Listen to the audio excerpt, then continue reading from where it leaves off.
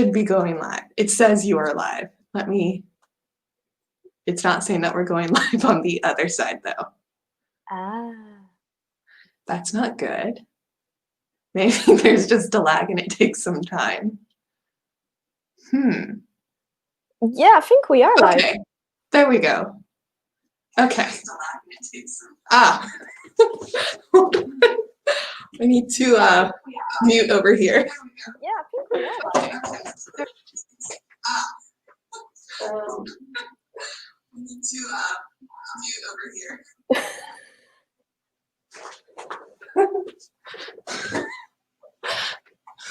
I'm cheating a little bit because I have it on in the corner. I see. Okay, we're live now then. Yes, yay. That's why I was sort of freaking out because it wasn't coming on over there. And I was like, oh no. I don't know how to fix this. I'm not that computer savvy. Technology on a Friday night. I know. It's been such a long week. So I'm curious, what did you bring to drink? I am not really original because I'm bringing the same as last time. Okay, I live in the UK. It's very difficult to find a Belgian beer during a lockdown. So there's one that I know I like, and that is what I brought. And it's nice, and it's exactly what the doctors recommend on a Friday night. And you have Gilbert. Oh my God. I am so jealous. I got this in honor of you because you were saying you can't get it, but you like it. And I was like, I normally don't get this one, but I got it for you. You can live vicariously through me. God, I am so jealous. I love Gilbert. This is the main culprit for many of the ridiculous things I've done when I lived in Belgium. Are there stories involved with that?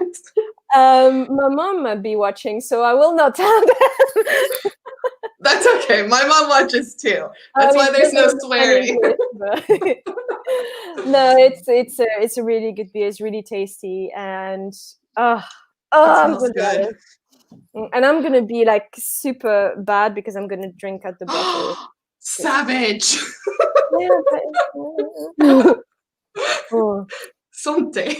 Santé. I did drink again before saying something.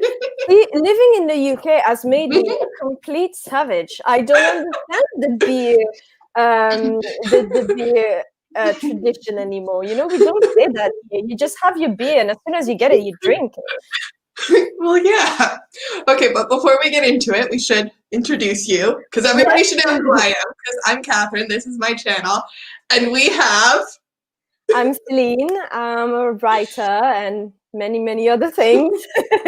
And you have talked about my books in your videos. So if some of the people here have watched your videos, you might have heard about my book. Yes, I reviewed this one not too long ago. And then I reviewed her first one like a year ago. And Céline was on the live stream 2 weeks ago. Yes, for your birthday. Yes. Yeah. Well, if there's anyone watching, they can also ask questions, and we'll reply to the best of our abilities. You can answer my questions because I have actually quite a few. What made you decide to pursue writing? Ooh, well, I think I've always wanted to be a writer. That is not something that I really decided. I think that is something I always wanted to be. Like, since I was really young, like a child, like as soon as I knew what a story was, I wanted to tell my own stories. So even when I couldn't write, I was telling stories. I was imagining new stories or follow up to the cartoons I was watching or things like that. So I think it's always been very obvious to me that's something that I wanted to do. But then when I was 11, I think, I started writing my first book. And that's when I knew that it was books that I wanted to write mainly, even though I never finished it and it was terrible. But, you know, so that was never really a decision. That was more something that I feel like I was meant to do. And was there a moment where you were like, because for me, for the longest time, writing was always, it was something that I did, but not something that I thought, oh, maybe I could go down this way and make a living off of it. Because that happened really late for me. Me too, because when you say, especially when you're a teenager, you say you want to be a writer, nobody really takes you seriously, because it's true that not that many writers make enough money to survive from writing. It's very difficult. It's a difficult path. And I think especially in French-speaking countries, even more than English-speaking countries, it's even more so seen as a hobby and not a proper career. So yeah, for the longest time, I was told this was not what I was supposed to do. I was good at science, so that's why I studied science. But then when I was studying, I started writing fan fictions. And I started realizing that I got more and more people interested in what I was writing. And I think at some point, it was really gradual, but at some point I realized this is something that I can see myself doing for the rest of my life, while science was not something that I could see myself doing for the rest of my life. And therefore, if I was meant to do that for the rest of my life, I might as well find a way to make money out of it. So it was more like, it was very little by little. It started really by me believing what everyone was saying, that I would never make it professionally, to now me actually doing it professionally, even if I'm not yet earning enough money to do it full time. I like that story. I really do. No, because this is just an observation. I don't want to make anybody angry, but there are so many writing groups out there, and I think the number one problem that I see is that you have authors who think that I have all these obstacles in my way of being an author. And it's like, no, the obstacle is you, and just like believing in yourself and doing it.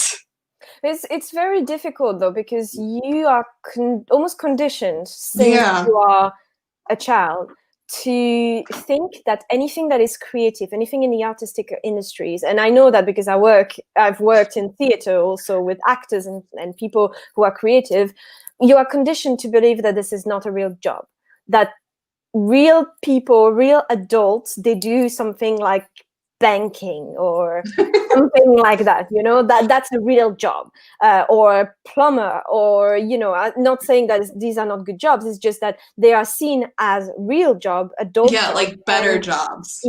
And writing, acting, dancing, painting, all of that is seen as a hobby.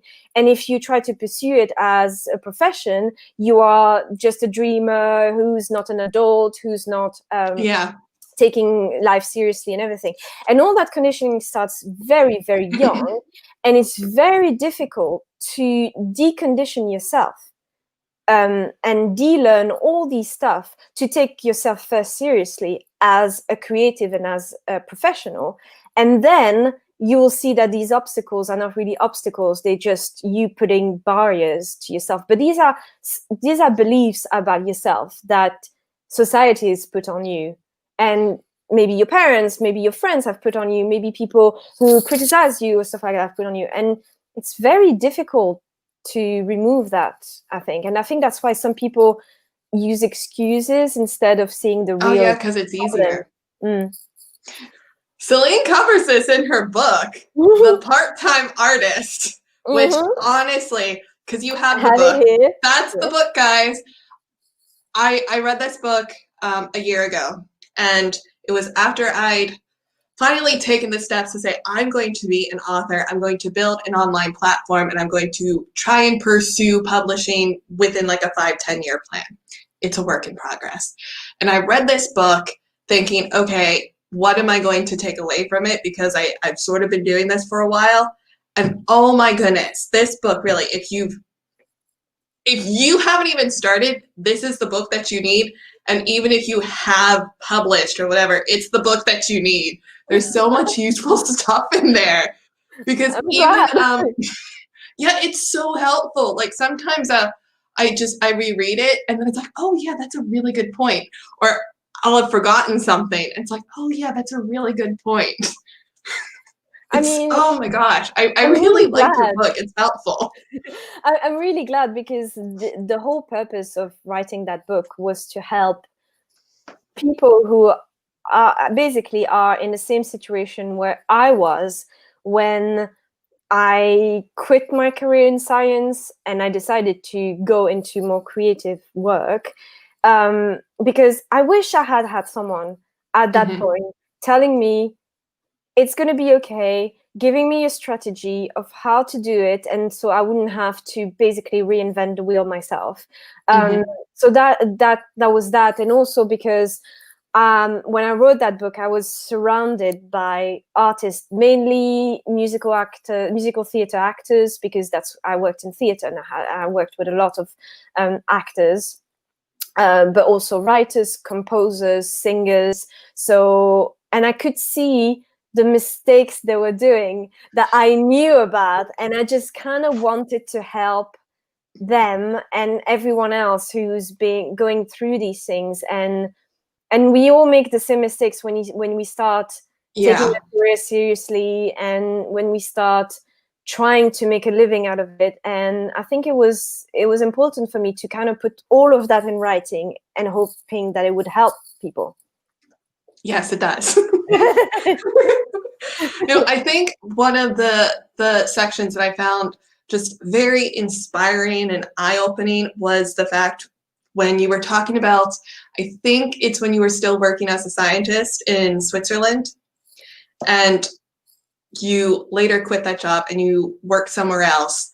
And even though your time as a scientist just were horrible, there were skills that you learned that helped you with your job. And Yeah, so, yeah.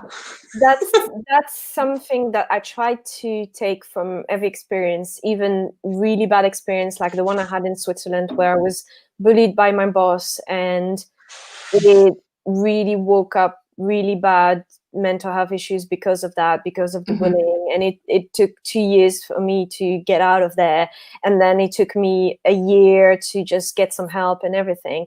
And it was a really, really bad experience. It was really traumatizing, and it was difficult because I was very young in a different country, and it was hard. But I Yeah. always try, no matter what happens, to try to find the silver lining into something. And things like learning skills that will always help me, that is Mhm. something that science has taught me. I mean, I'm sure that my job that I have now, I wouldn't have it without studying science, even though it's really difficult. And with working that job, where I learned working some softwares, where I learned programming, where I learned Mhm. how to present things, for example, to like international teams and things like that. So there's always something, I think, that you can take from an experience, even if you don't necessarily realize while you're doing it, and you just realize Yeah. years later, that, oh, I've learned that during that, even though that job was horrible, or Yeah. that relationship was horrible or something. And I think that's really important to move on, to just see that something is not necessarily completely negative. There's also some positive sides of it. Well, I think that mindset is really important for people who want to be creative because, as your book, it's the part-time artist. And that's one of the things that I really like about the focus of your book is because I haven't really ever come across something where it's like, okay, this is how you can start out. You still have your day job, but this is how you can make time for your artistic pursuits. And I think Yeah, sometimes people are negative because they're like, I don't want this job. I want to do this. And you sort of say, focus on the positive and what can I learn from this experience that's going to help me. I think you use stepping stones as an analogy, if I remember correctly. Yeah. absolutely. Because it's really crazy to me that there's no like 10 books like mine, because so many people who are pursuing an artistic career, they are in the same situation, having to have a job to pay the bills because Hmm. the art is not paying the bills. And that's how, don't want to say everyone, but that's how like probably 99% of people start. And Yeah. it's a reality, and it can take years to go from that to being able to do it full time. And even like you can be like me and doing full time and it doesn't work and you have to go back to do it part time. So it was completely mind-boggling to me that there was no book about that time in the artistic life, because it's sometimes so long and it's so depressing because you feel you're the only one. I'm a failure. Everyone is doing so much better. Well, really, the high majority, and I'm thinking every type of artist, it can be actors, it can be writers, it can be, because you all are starting the same way. You have to do a job to pay your bills, and then you have to do your art in the very precious time that you have left after your job, or after you care for your kids or for someone or for everything. You might have a lot of responsibilities and everything. And that's how the majority of us start, unless you have a lot of money, unless you come from a very privileged background, which is possible. But I would say probably a lot of people are not coming from that, and that's okay. It doesn't mean that you can't do it. It just means that you're going to have to learn to organize yourself. You're going to have to learn to deal with maybe your frustrations in a certain way and to find a job that works with it. Yeah. That's all covered in the book, by the way. I'm giving you a lot of spoilers here. Oh, that is true, but it's such a good book. Well, we could talk about Happy Not Tortured. Sure, yes. This is Happy Not Tortured, and I got this book because I'm live streaming. You were here in the car, it's so loud, goodness. Yeah. So, a mental health guide for artists and creative people. And I normally don't struggle with mental health issues because I'm very lucky that when I had issues when I was younger, I had a very supportive mother. So I got to see a proper psychologist, or is it a psychiatrist? One of the head doctor people who gave me all these really helpful techniques to deal with all my issues. And so when I went into this, I sort of went into it the same way as your first book, like, what am I going to be able to take away from this? And oh my gosh, like, this is a book that I'm going to be rereading soon because my stress levels with school is just so high. But there's just so much in this. It's oh my gosh, it's so good. And there's the one part that I think I mentioned this in my review, because you go over like bad habits, and it is a section where it's a bit dry because it's like this, but you have to go through them to be able to identify them. But you broke them up in such a way that it wasn't as dry as it could have been. I was like, wow, I was so impressed by that. I mean, at the end of the day, a book, even if it's a nonfiction book, at the end of the day, it has to catch your attention. It has to retain your attention. It has to be a bit entertaining. And so, yes, it's a book that, at the end of the day, is very much researched, because that's what I do. Yeah, all your books are really well researched. It is very much inspired by scientific papers that I read, because I'm a crazy person and I like to read scientific papers about psychology and research and experiments and stuff like that. But at the end of the day, I wanted it to be available for everyone, even if you are not necessarily a nonfiction reader. And that's why I kept giving anecdotes and stuff that I do too, so that it's a bit more attractive, a bit less boring than just like that not everyone is going to be interested in reading. So yeah, that was on purpose. I'm glad it worked. No, it did. I like that. Because I try and look at books and think, okay, well, what do I like from it? I don't just read it and think, oh, this is a good book. I always try and take, oh, well, I like this from it. Why? So I guess that's sort of the scientist in me. I like to dissect things. I do that too, to be honest, especially when I'm going to write a new genre or a new style. I read stuff that are in that, and I kind of pick things that I like and remove things that I don't like to find my own kind of blend between different styles. Yeah, and especially nonfiction. I've read so much nonfiction. I've read like so many books in that genre, and I have very quickly decided what I like and what I don't like. And what I don't like is kind of woo kind of, yeah, and you feel the aura and the blah blah blah blah blah. Like, to me, it doesn't speak to me at all, like, or very very little, because I feel like I respond much better to examples of real life and real people. And so that's why I wrote it like that. And I also don't like stuff that are very dry, because it's boring and nobody's got time to read boring books. So No.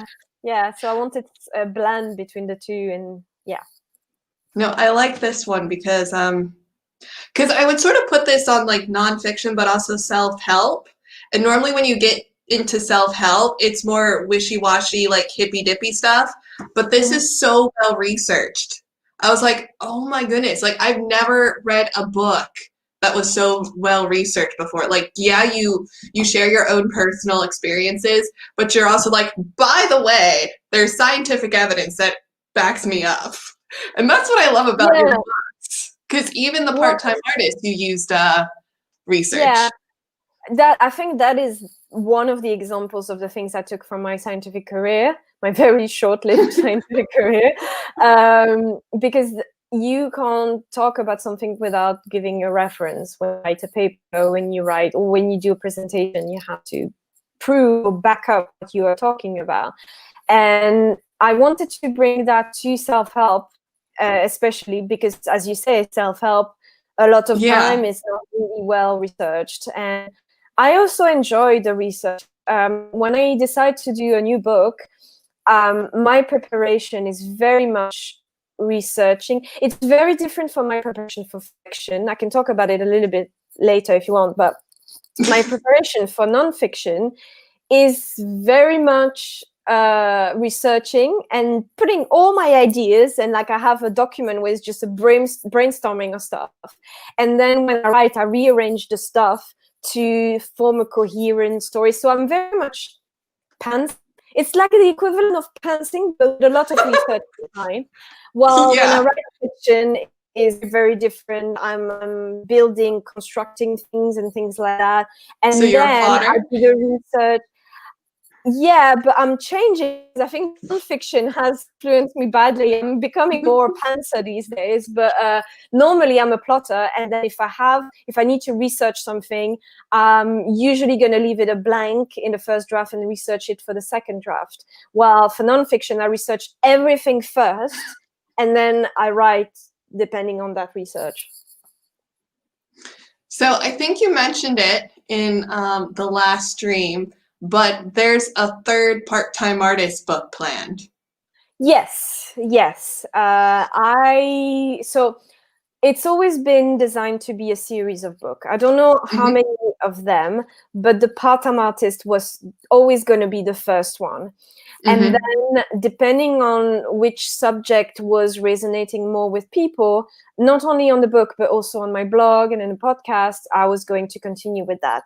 And that's why the second book was about mental health, because that was really all the questions I had, the best reactions I had, and the more interested people, it was all about mental health. So when I talked on the blog about the imposter syndrome, when I talked about my problems with anxiety, that's where I had the most feedback. And last year I also interviewed several artists for my podcast. My dead podcast now, I guess, is cancelled now. And will you be bringing that back? Not now, simply because I want to concentrate on writing. And so it's just on hiatus then? Yeah, I would say, but I've cancelled it because I had to remove it from the server, so from iTunes and everything, because otherwise I would keep paying a certain amount, which with COVID was not possible anymore. But yeah, so I interviewed a lot of people, and it was really, I think what interested me the most while talking to a different artist was to see how they coped with everything that was thrown at them. And I think that's a really important subject. And it coincided with COVID. It was not on purpose, because I wrote it last year in November. But it kind of I think it came at the right time for many people. And for me too, because it's really funny you say you reread it, but I reread my books from time to time, because I've always reread stuff that I read, that I write. And it's just because once I've written it, it's like it's not in me anymore. And usually I don't remember that much what I've written. And especially I think the mental health one is the most important for me to reread, because I've been struggling this year with everything that's happened with COVID, and just rereading my own words from when I was okay is actually really helpful, just to remind myself, yes, you have a system, you have a way to cope with things, just do it.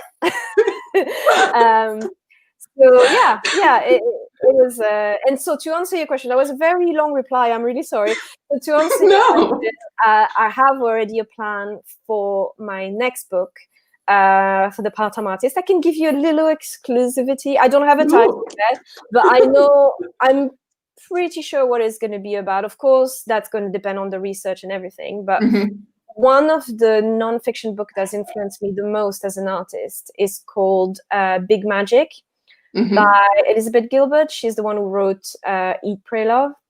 Oh, okay. Yeah, Big Magic is all about creativity and awakening the artist in you. And I want to kind of write something similar, not exactly like that, because her way of writing is very, very different from my way of writing. But I think, especially after COVID, a lot of people will probably have had a long period without being able to create. Probably, because they had to find a different job, because it's been really difficult mentally. And that is something I want to address. I want to speak to people, hopefully next year, who are going through that, and what they're doing to bring back that creativity, that artist sense in them. Because I think it's so important to understand that in the life of an artist, you will have dry spells as an artist.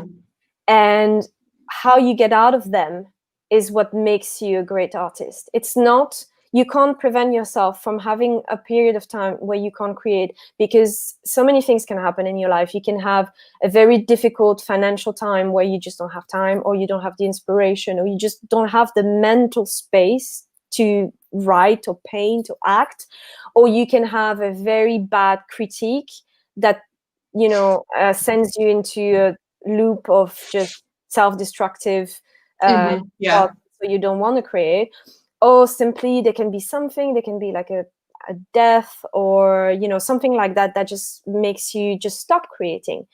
And it's almost 100% sure that an artist is going to have something like that. And that's how you recover from that, how you rediscover your own creativity, your own artistry, your own field of creativity. It's very interesting to me, and I think it can help a lot of people who are going through that.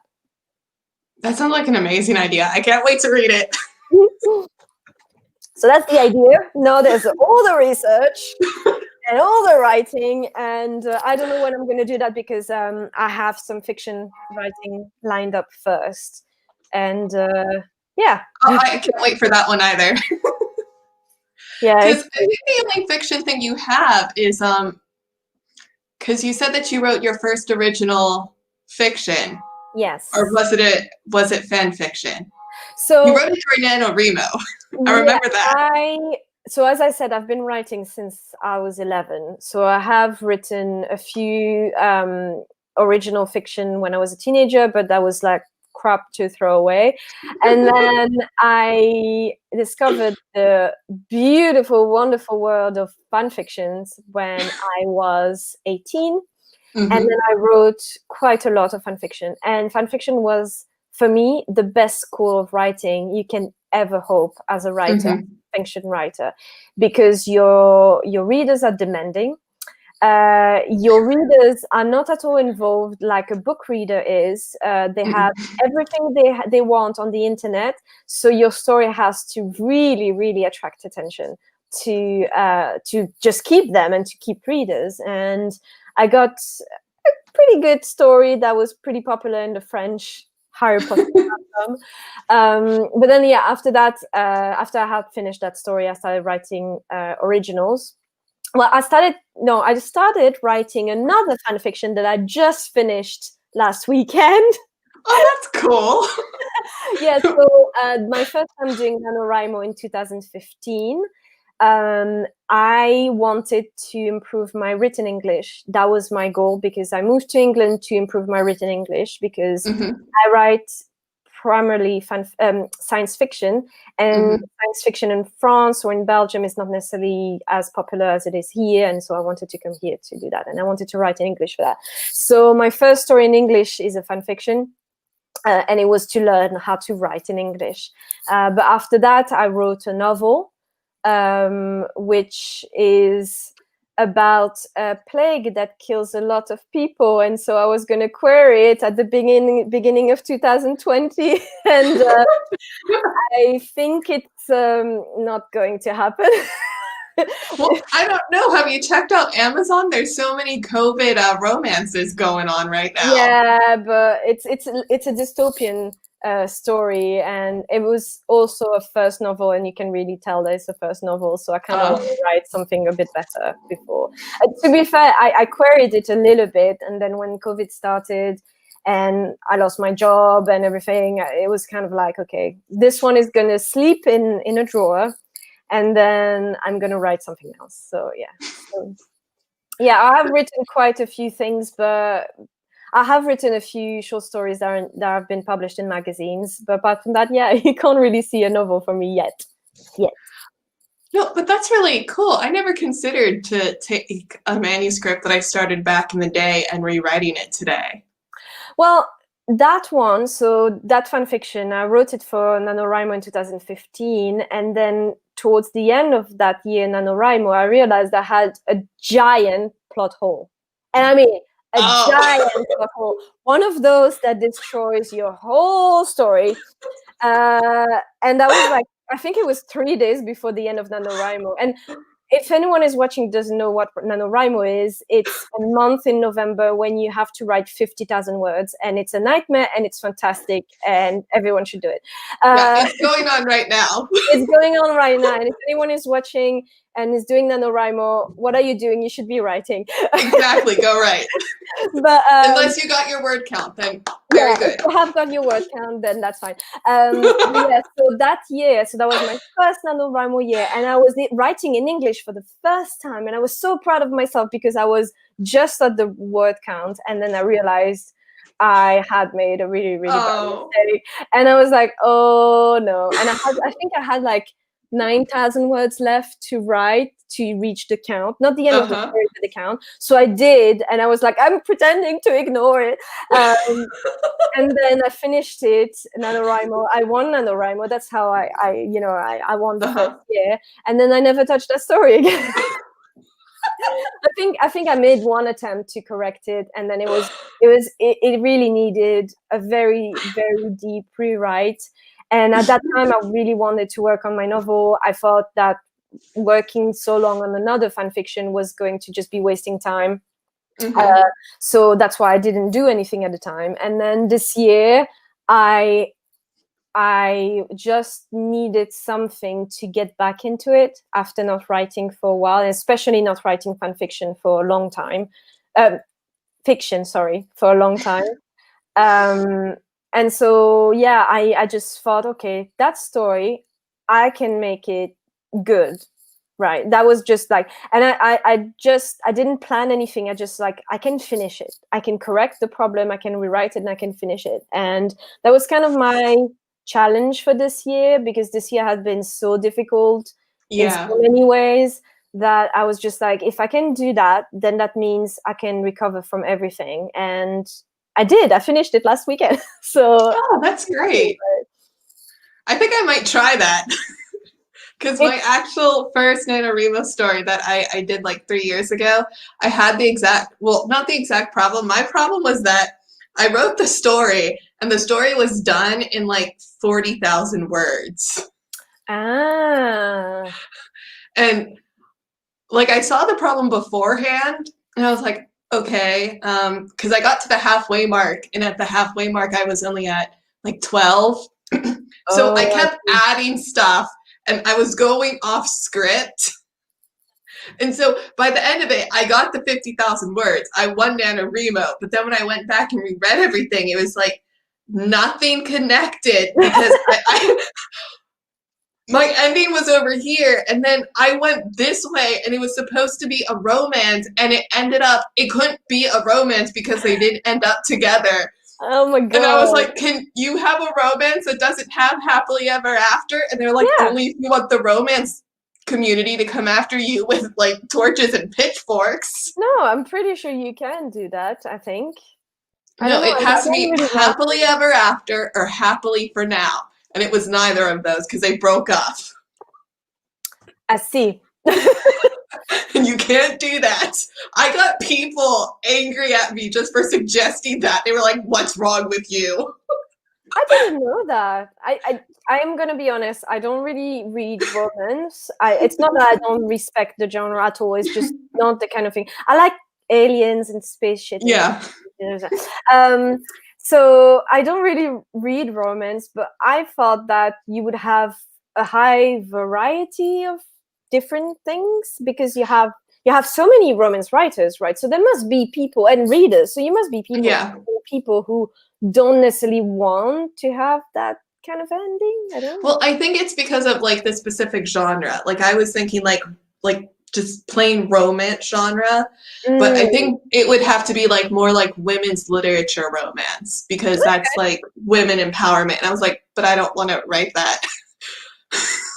I mean, maybe if you go back to it, you're gonna find a way to to make it work or to make it in a different genre that just is not just pure romance, I guess. But that's an interesting challenge. I think. Yeah. I think there's a lot of merits into finishing things because it's so difficult to finish things. It's easy to start something, and I have so many stories that I have started and never finished. And finishing something, it gives you a confidence boost that you don't have when you start something new every 2 weeks. No, but I like Nanowrimo. That was oh, we have a commenter. It says, "How are you?" Hi, hello. Yeah, it said, "Hey," and "How are you?" Hello, NK New Gamer. We're good. How are you? We're good. Yes. Reply me. Well, that's what we're doing. Don't be mean. I'll block you. Yeah. That's not what my community's about. So Nanowrimo, yes, it's great. I've done it 5 years in a row. I didn't do it this year just because everything.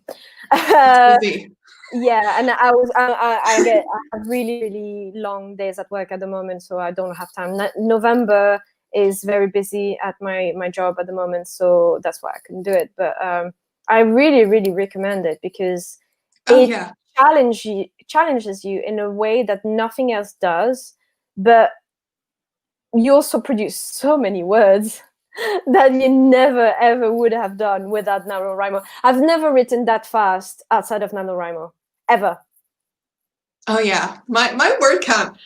Like I like NaNoWriMo because I think it does push people to like their limits, but I don't think you'd have to work up to that pace, I think. And I think that's the one challenging thing is that I can normally get out like 500 words and it not be stressful and be happy with that. But the whole time with NaNoWriMo, like I love it for November, but I wouldn't want to keep up that pace. That's something I need to work up to. It's too fast when you have other stuff to do. That's definitely. I remember every year in December I crash because it's just too much. It's just too much when you're dealing with a job or you're dealing with other stuff and you have no social life for a month. Although right now that doesn't make a difference.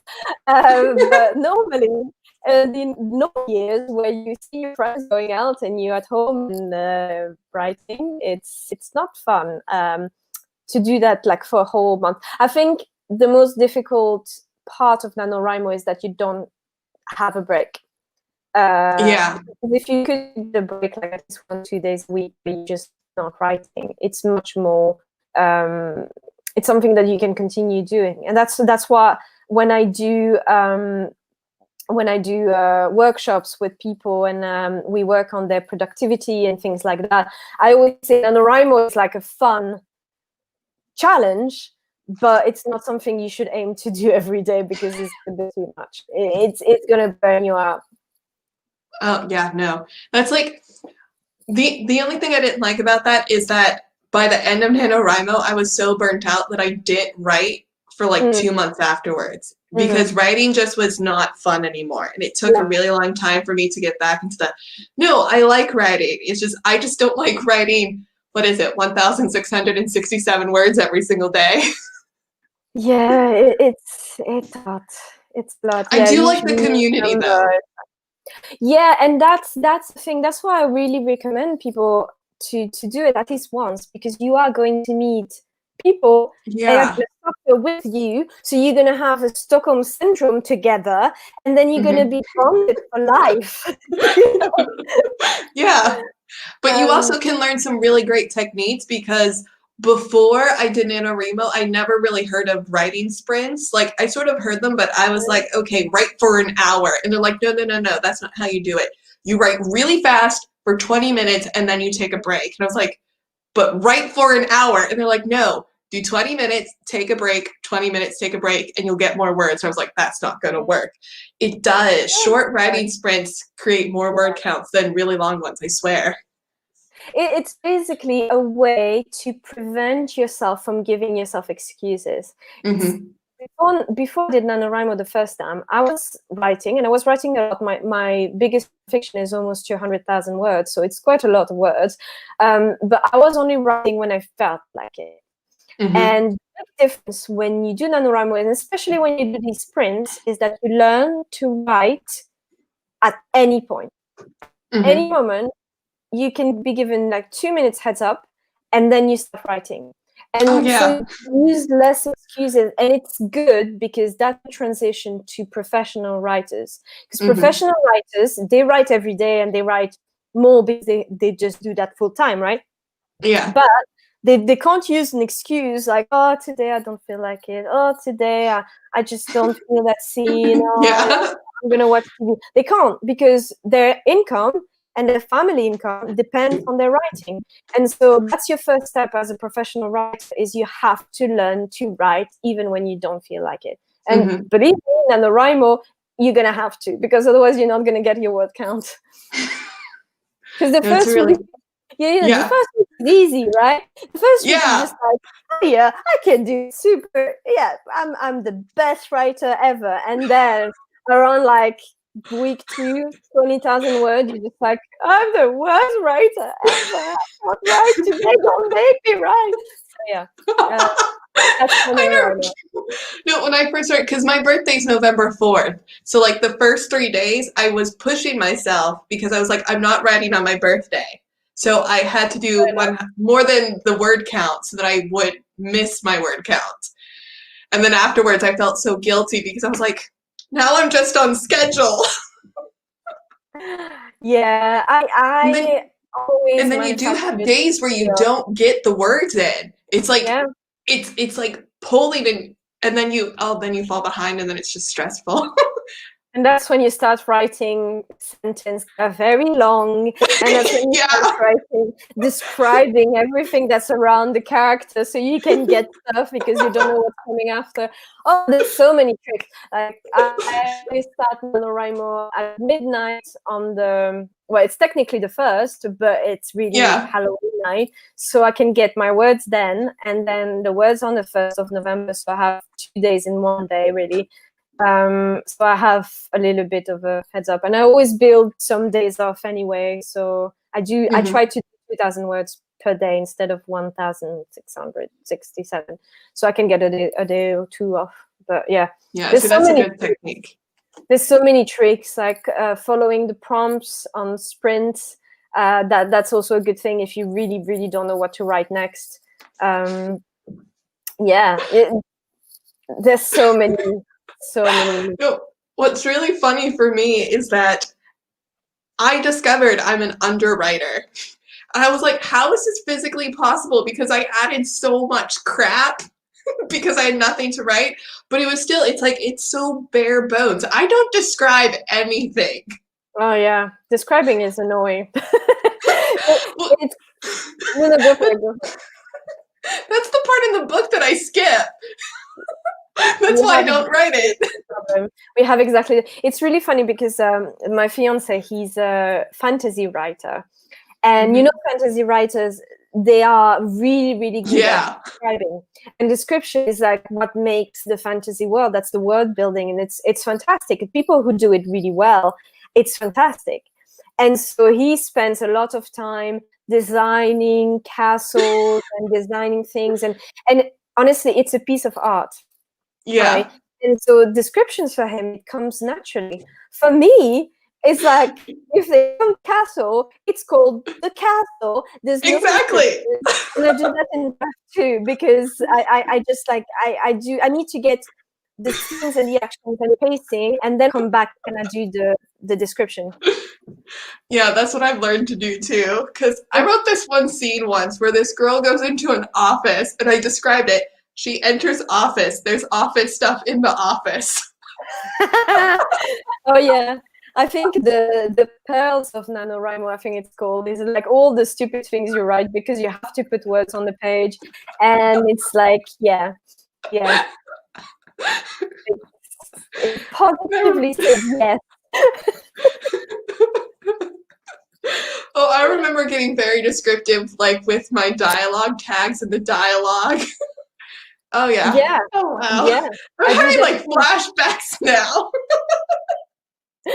It's a fun experience. It's always it's a marathon and it's difficult, but that's why people run marathon. It's exactly the same. It's to get it's to get beyond your limits and to show you that you can do it. It's possible, and it's good for you to see that you can do something that appears completely impossible. Like, I mean, day, I don't know, day 5, you have maybe 10,000 words or something like that, and you're like, I'm never gonna make it to 50,000, never.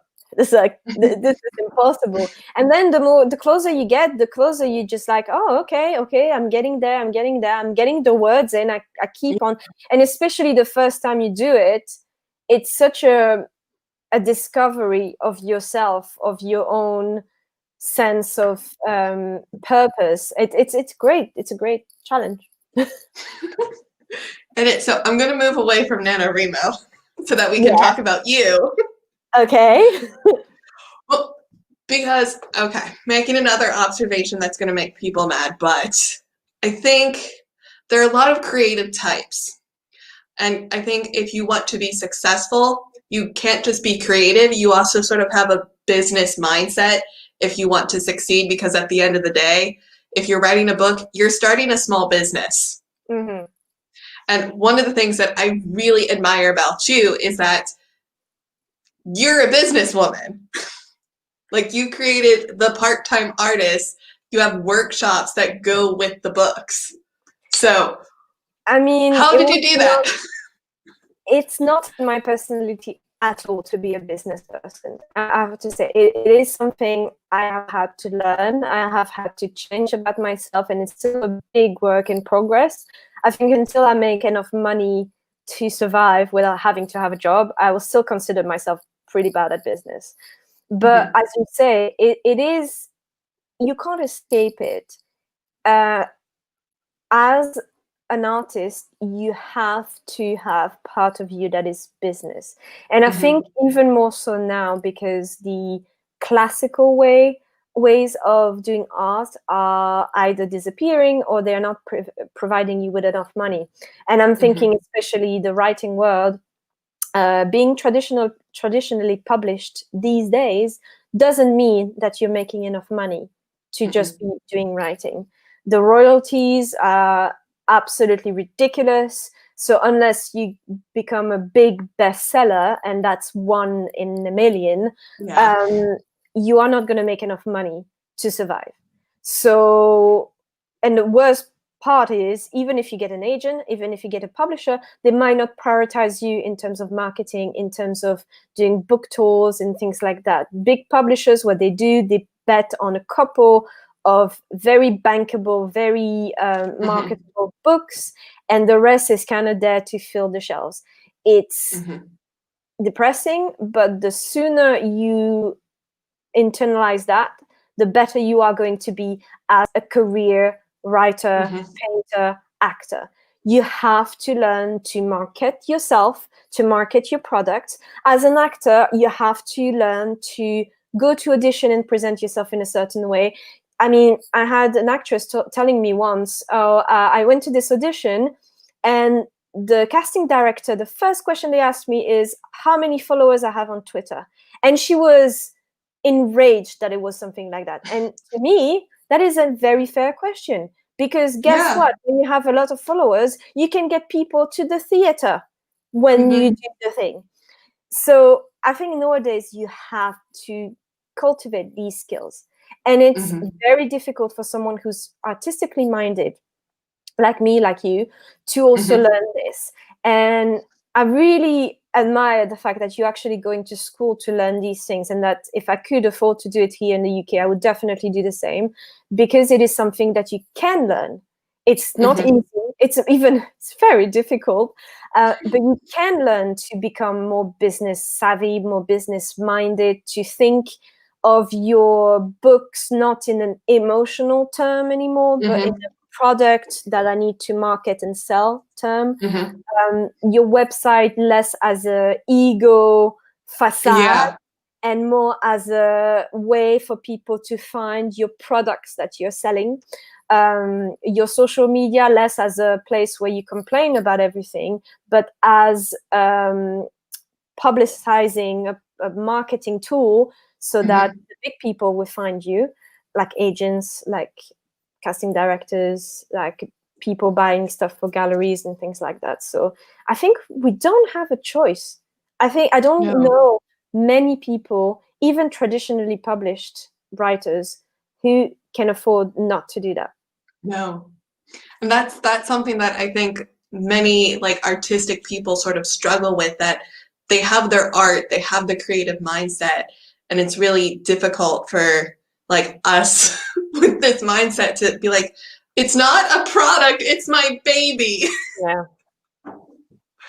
That's actually one of the reasons why I wanted to go to school to learn business, because the more I hate to say, you were a big inspiration for it because of everything that you do, that you write these amazing books, but you don't just do the books, you also had your workshops, and everybody else that I knew who was in writing, they had there's what's it called? Their audience that they were building on various platforms. They didn't just write books, they also did talks, or they did workshops, or they didn't have their eggs all in the same basket. And I was like, in business, that's what they do too. Of course, it really depends on the type of art that you do, because writing nonfiction is the best way, I think, to start a business in terms of literary business, because you can decline your books into so many different formats. So that's why I have the blog, which is where I get the most sales, is people finding my website through blog articles who are very popular on Google, and so they appear first as a search, I have the podcast, I have the workshops, which I'm so sad I can't do anymore at the moment because of COVID, but I will go back to doing that again because it's really fun. And nonfiction is kind of easy to convert into that, because whatever you talk about, you can go in front of an audience and talk about it. When you write fiction, it's more difficult. You have to be a bit more creative. But you have people who do it very, very well. You have people who write fiction, but they also help other writers, other authors, and things like that. Or you have people who do products that are derived from their books, but it's just another type of entertainment, for example. So yeah, there is many ways to, as you say, not put all your eggs in one basket. Yeah. Because go ahead.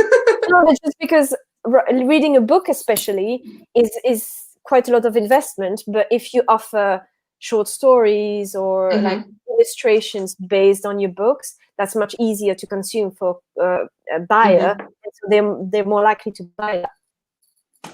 See, I was thinking one of the things that I really like about writing in the period or time that we are now is just how many different ways you can publish or derive from your own work. And you're the one benefiting from it, assuming that you're indie, because normally if you're traditional, you lose most of your rights. But like the creativity that some people can come up with, it's like, wow, that's like next level sometimes. Yeah, and I think even if you're traditionally published, you can always find, because you don't really lose your rights. You retain your rights, but you lose the exploitation rights of Yeah. something. So you can't make a film, for example, because usually nowadays they buy the film rights or the potential of film rights or things like that, the potential of podcasting or things like that. But you can always write short stories based on it. There's so many things that you can do nowadays because contracts don't evolve as quickly as technology. And so there's so many things like 2 weeks ago, I learned about this thing that is called crypto art. Have you ever heard of that before? No, what is that? And so I'm going to try to explain it. If there is someone watching who's a specialist of crypto art, please don't insult me because I'm still like iffy on the details. But you know how Bitcoin and things like that exist.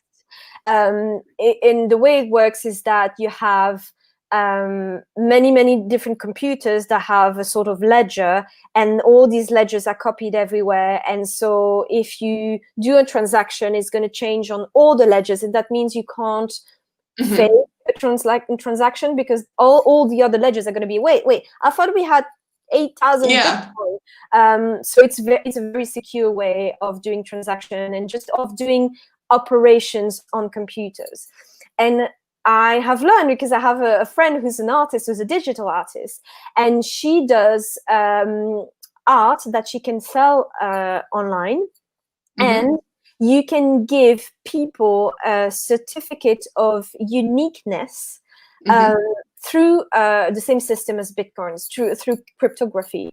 And basically what it does is that it gives back to digital art something that doesn't exist in digital art but used to exist in painting, is uniqueness.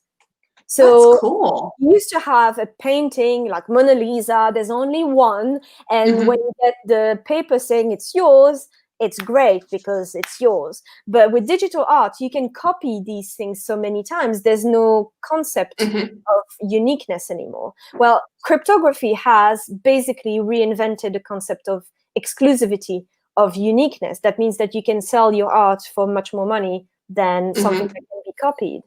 These things don't exist in contracts. They don't exist in the world that we live in. So you have so many opportunities. And I'm convinced that these kind of things, we haven't seen even like 5% of the possibilities. Research these kind of things because maybe your art has a way of going in there, even if you're under contract for anything, for your music, for your acting or anything. You might have a way to do something different. I'm just going to keep my own rights and go indie.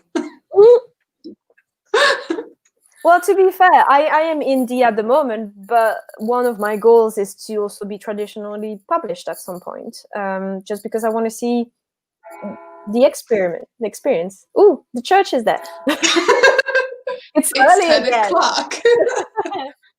Well, no, it rings like every 30 minutes because it has to say that it's 10 at 9:30, and then it has to say that it's 10 at 10. Yeah. That's Belgium for you. Oh, yeah. Don't live next to a church. Nah, well, Moral of the story. If you have a YouTube channel, don't live next to a church. Yeah. Or don't set up your studio next to the road that's closest to the church. That's the moral of the story. Fair enough. Okay, so here's, maybe you won't want to share, but is there any like projects in the future that you're thinking, I haven't tried this, but I would like to? And it doesn't necessarily have to be writing, it could be anything. It's everything. I want to do everything. I'm like the kind of person I just lack time to do everything. But specific projects I would like at some point to write a feature film. I have written shorts before. I have made my own short film a few years ago too, which was really fun, but really draining. And I'm also talking about money. But I would like one day, when the right project comes along in my head, to write a film. And I know how difficult it is because my fiance is also a writer. He has also written a feature film that is in the development process at the moment. And it's a lot. It's very, very difficult to get something produced. So I would probably think that it might be after I managed to get traditionally published. So it's more long-term project. But that would be something I would like to do one day. Have a proper film. Would you star in it or do a cameo? Oh no. I am not even a cameo. Even in what? Sorry? A cameo. Maybe a cameo, but I cannot act. I am telling you this. I cannot act. I cannot be anything else than myself. And living with an actor. So he's an actor. He's a writer. We do auditions together because he has to send me the self-tapes and things like that. And kudos to him because he's fantastic. But I can't. I can't. I think some people have natural skills. My natural skill is writing, but it's definitely not acting. Definitely not. Maybe there'll come a character that's girl from Belgium.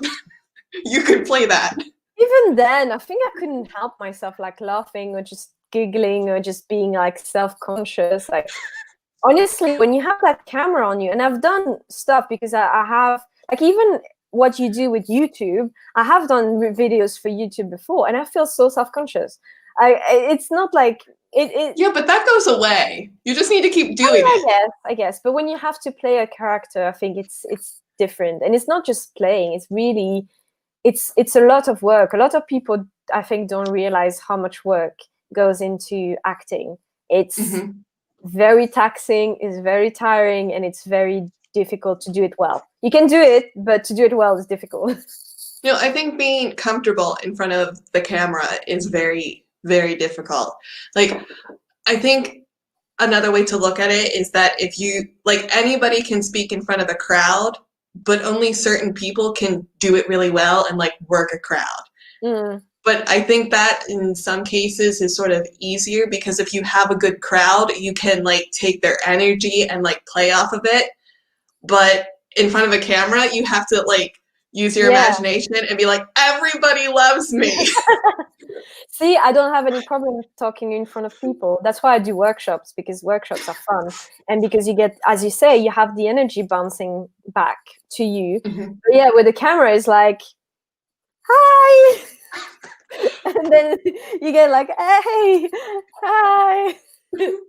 Well, one of the things I really like about doing YouTube is that oh my goodness, I can't even watch my videos from the beginning because my voice was an octave higher because I was so scared.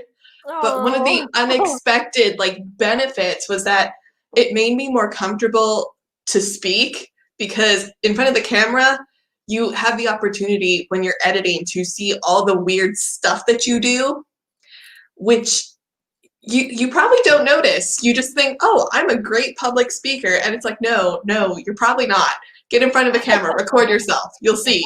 You say, you say, you just stare off into the nothing for minutes.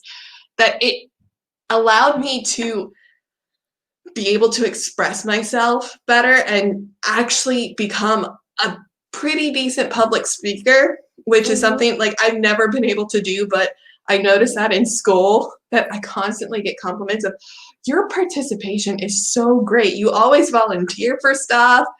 And it's so funny because a couple years ago, I wasn't like that at all. But I became that way because of YouTube. Oh, but that's good though. That means as we talked about in the beginning, there's a silver lining to everything, and sometimes even to positive things. You've learned new things because of YouTube.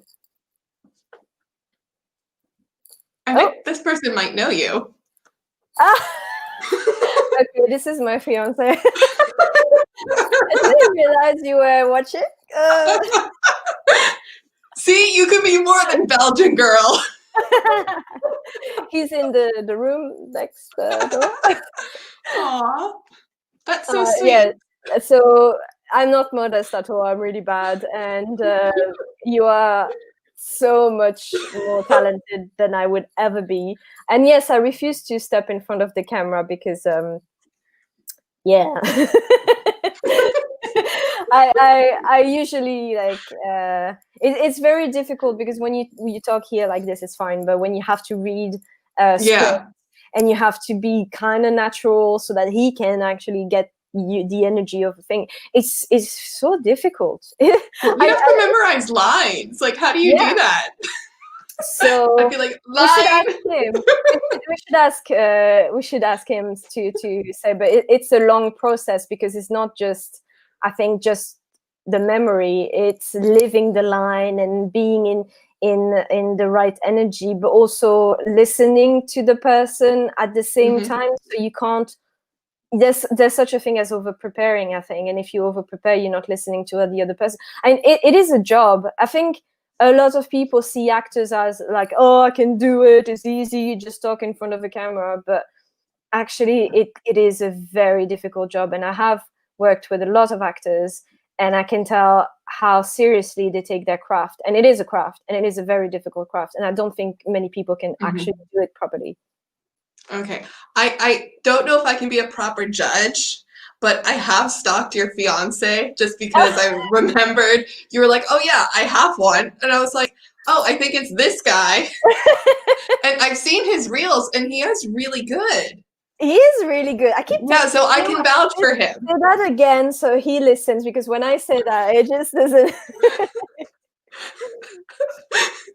No, it was like, oh wow. I had this moment where I was a little bit jealous because like, wow, they're both creative people and they're actually good at what they do. See, and my husband and I were poor, you know. Well, see, my husband is supportive of me, but he is not like the creative type. He's very like logical. He does IT. His thing is computers. And so it's creative in that way. But when I say, oh, well, you're creative in that way, he says, no, it's not creative. I think it requires definitely a type of creativity, but I guess you are so told that's cool, because I had a lot of classes with IT people actually when I studied physics, and you are told that you have to be logical and you have to know creativity, you have to do things like that. That maybe it's beaten out of you after a while. I don't know. I don't know. He's always been he's my little thinker. Like we complement each other really well, but sometimes it's like we're complete opposites. Because I always have these really big ideas. It's like we should do this or we should do that, and he is more realistic. Of well, maybe we should do it this way because your way sounds like really expensive, or your way sounds really difficult. I think I have seen people on Twitter talking about that they have relationship, they're in a relationship with someone who's not creative, and sometimes it really works because it's a good chemistry and you have respect in that relationship, even though you guys are not thinking the same way and doing the same way, and that is good. That is a really good sign. And then you have relationships when you don't have that respect, and that is much more difficult, I think, for the person who's creative. Well, I think it's really good, at least for us, because since he's not creative, he sees things completely different than I will. And so sometimes I'll have a problem, like even in writing, it's like, I don't know how to fix this. And he comes up with something, and like it's not the solution, but it's something that it's like what are you even talking about? It's not related.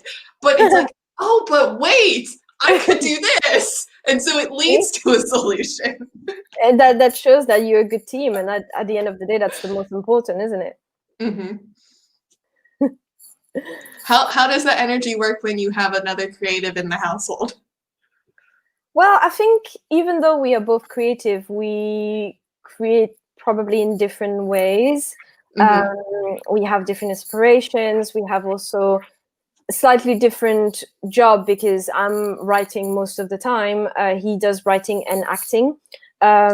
So that means we have different requirements for creativity and things like that. So I think it works really well. I think we do really complete each other really well in terms of how we see things. We like to say I'm the Slytherin, he's the Gryffindor, because for me, I mean that's what I do with my business, is any means necessary. No matter how I'm going to do it, I'm going to make it. It doesn't matter, like, the greater good. And he kind of brings me back and prevents me from doing something illegal, so that works. And I make him be a bit more evil so he can get, all these sweet acting jobs. It's funny because I'm totally a Slytherin, but I feel like I pretend to be a Gryffindor so people don't realize just how evil I am. That's being a really good Slytherin. I don't know if we should keep comparing ourselves to houses, because now with J.K. Rowling and everything, it's not really a good thing to do anymore. But well, no, people just say she's the one who shall not be named, or however the expression goes. That is true. Yeah. Which I thought that was clever, whoever came up with that. That was amazing. But yeah, so sad. 2020 has deprived us of many, many things, including thinking that she was a good one.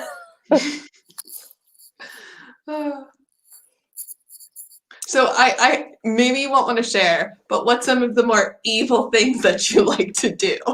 Oh, I honestly, like, saying like that, I don't know. I just the way I look at situations, it's more like, what can I get from it, instead of just being nice. I don't know. It's really difficult to just write an example. It's just I think I've always been really ambitious, and that's the first quality of Slytherin, right? I always think that I would do something no matter what it is, but I want to do it big. And I also think that sometimes it's better to survive than be good. That makes sense. I promise I'm not evil. But I just think that sometimes we put obstacles on how we should do things, and I think as an artist, how things should be done, you should go through this or do through that, and there's a right path. And in my opinion, it doesn't matter what path you take as long as you get to the destination. And that's how I see my career very much. See, I've always viewed myself as I think that the best revenge is success. So I don't care how, like, if somebody does something like that just gets under my skin to the point that it upsets me, it's like, I'm going to be successful just so I can piss that person off. See, that's literally my life in one sentence, because I've been told my whole life that I couldn't do things, and I did it to piss off the person who told me that.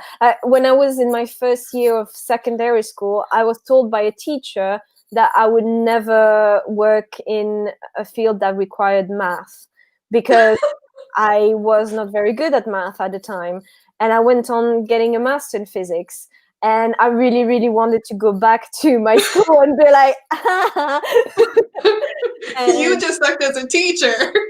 Exactly. And I was told by an awful ex that I would never, ever leave Belgium.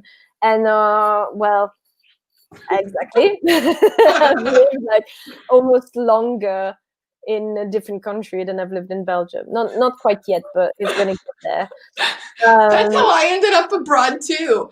I had a guidance counselor who I went down because there was this issue with my French class. And I was in the wrong class. And if I didn't change it, there was going to be issues for when I graduate. And he's like, you really shouldn't even bother learning French. You're never going to speak it and you're never going to go there. Oh, God. literally that same year, there was an opportunity to study abroad in France, and it required his signature. Oh my God, that moment is like one of the top 5 moments of my life is getting that guy's signature and be like, I'm going to France. That is good. That is a good one. That is a very good one. See, I think what makes a Slytherin is a little bit of pettiness. Oh yeah, pettiness. I like to just see some people that I knew back then who were just like poo-pooing on my dreams, and just be like, yeah, I've been living in London for almost 10 years, so there you go. But yeah, I mean, you can't build a whole life like this. It's not healthy, but a little bit of it is, Well, I think if it helps improve you and you're actually pursuing something that you enjoy, it's okay. Be petty. And I think this is also something that, as an artist, it's like many things, but I think as an artist, you have to prepare yourself for people like that. And people you don't necessarily expect are going to tell you that you can't do something, that you can't finish a book, or that you will have like the opposite, the people ask you when they can read your book when you have just started chapter 1, which is another problem too. But you will have people who will, no matter what you do and no matter how successful you get, they're never going to be positive about you. They're always going to be like, well, yeah, but I don't see you on TV, so you're not a real actor. Or you're not Lady Gaga, so you're not really a singer, and you have to get used to that, and you have to be okay with that you can please everyone. And yeah, you can get your revenge on some people, but I think something I've had to learn is that the people I want the most to impress, like bosses, like my own bosses who were assholes, and that I want to impress with how much money I make with something completely different, they're never going to be impressed. Yeah. I'm never going to get the sweet, sweet revenge that I crave.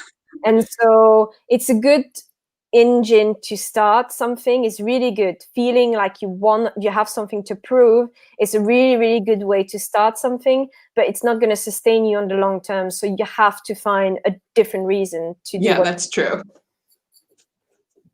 Unless we're talking beer mistresses.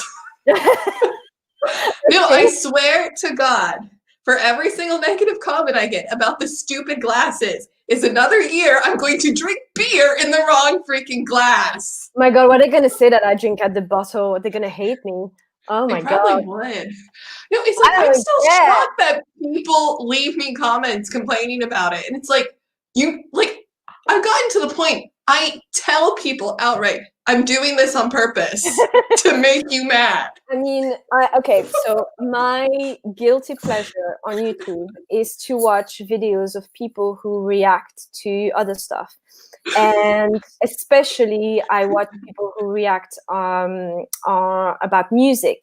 So I listen to metal music. That is one of my biggest passion in life. I like to discover new things. I like to also, even though I'm not a musician, I have a pretty good ear, and I like to understand why this piece of music kind of called to me and things like that. So I watch a lot of these things, and I watch a lot of professional people explaining why this is like this, like that. That's my geeky side. I like to do that. And you have people, so these are video reaction to other stuff. So of course they pause, they talk about the thing, then they play again and everything. They complain because the person is not playing the whole thing. And I'm like, if you want to see the whole thing, just watch the original thing, not the reaction. People are going to complain about everything. You can do anything you want on the internet. You will have someone who's going to be offended by it. So you might as well have fun with it. No, do you know my guilty pleasure? Are negative book reviews. Negative one. Oh, that is okay. I'm getting ready. I want to know all about it. You know, and this is something that so many authors get upset about, are negative book reviews. And I'm always there. Don't, because I will buy your book based on the negative reviews. Not even joking, because if you have a book and it's just like 100% positive reviews, I'm not getting your book. your book needs negative reviews, and the stupider they are, the higher the chance I'm getting your book, because man. It's difficult though. Accepting negative reviews is the most, I think for me, it's one of the most difficult things of being a writer, is accepting critiques and taking a distance and being like, that's one person's opinion and that's it. And that's why fanfiction was really helpful for me, because that is something I personally struggle with. And so having fanfictions published on the internet where everyone can comment, you will get negative reviews. You will get a lot of negative reviews, even if you have a lot of positive ones, and you have to deal with it. And yeah, it's difficult. It's really difficult. Well, how that's do you deal with negative comments like on your videos and things like that? Do you just like ignore them or reply to them? Well, I try and, because I think one of the difficult things about negative comments is that perhaps they're not actually negative, because when it comes to the internet, not everybody speaks English as their first language, so perhaps it's an issue of them just not being able to express themselves. It also could be that maybe you're reading the tone wrong. So normally if I take something in a negative way, I will engage in the comment just to see like where the person is coming from, because you never know. I would say this approach works like maybe 60% of the time. 40% of the time it's just a butthead, in which case I just delete the whole thread and block them, because I don't want that in my community. I want a safe space where people can express their opinions, but do so in a respectful and polite way. If, people are like, you suck, yeah, I'm not going to engage in that at all. But if somebody makes like sort of a thought out comment that is sort of questionable, I'll engage with that. But otherwise, I ignore the bad ones. I interact with the questionable ones, but probably once a year, that's when I get my threshold, and I want to rant so much about the negative comments. And I think, well, if I do that, I might encourage the negative comments. Yeah. And so instead, what I normally do is I end up making a video just thanking everybody in the community who leaves comments. And I think that's probably a better approach, because then you're encouraging people to be positive and kind with you, because they're like, oh, if I do that, she'll make a video with me. Honestly, I think you're right. I think that's the best approach. And that's what I see on social media in general, not just YouTube, but in general. I have quite a lot of followers on Twitter, and I do the same. So from the beginning, when I started growing my account, I decided on a policy for myself on social media. And like you do, I don't ever encourage trolls. I just block them. If I don't understand something, I am going to interact with to see if maybe it's interpreted something, which happens. You don't have to tone it. But I see people with even less followers or similar number of followers who will systematically go into battles, into fights, into drama and everything.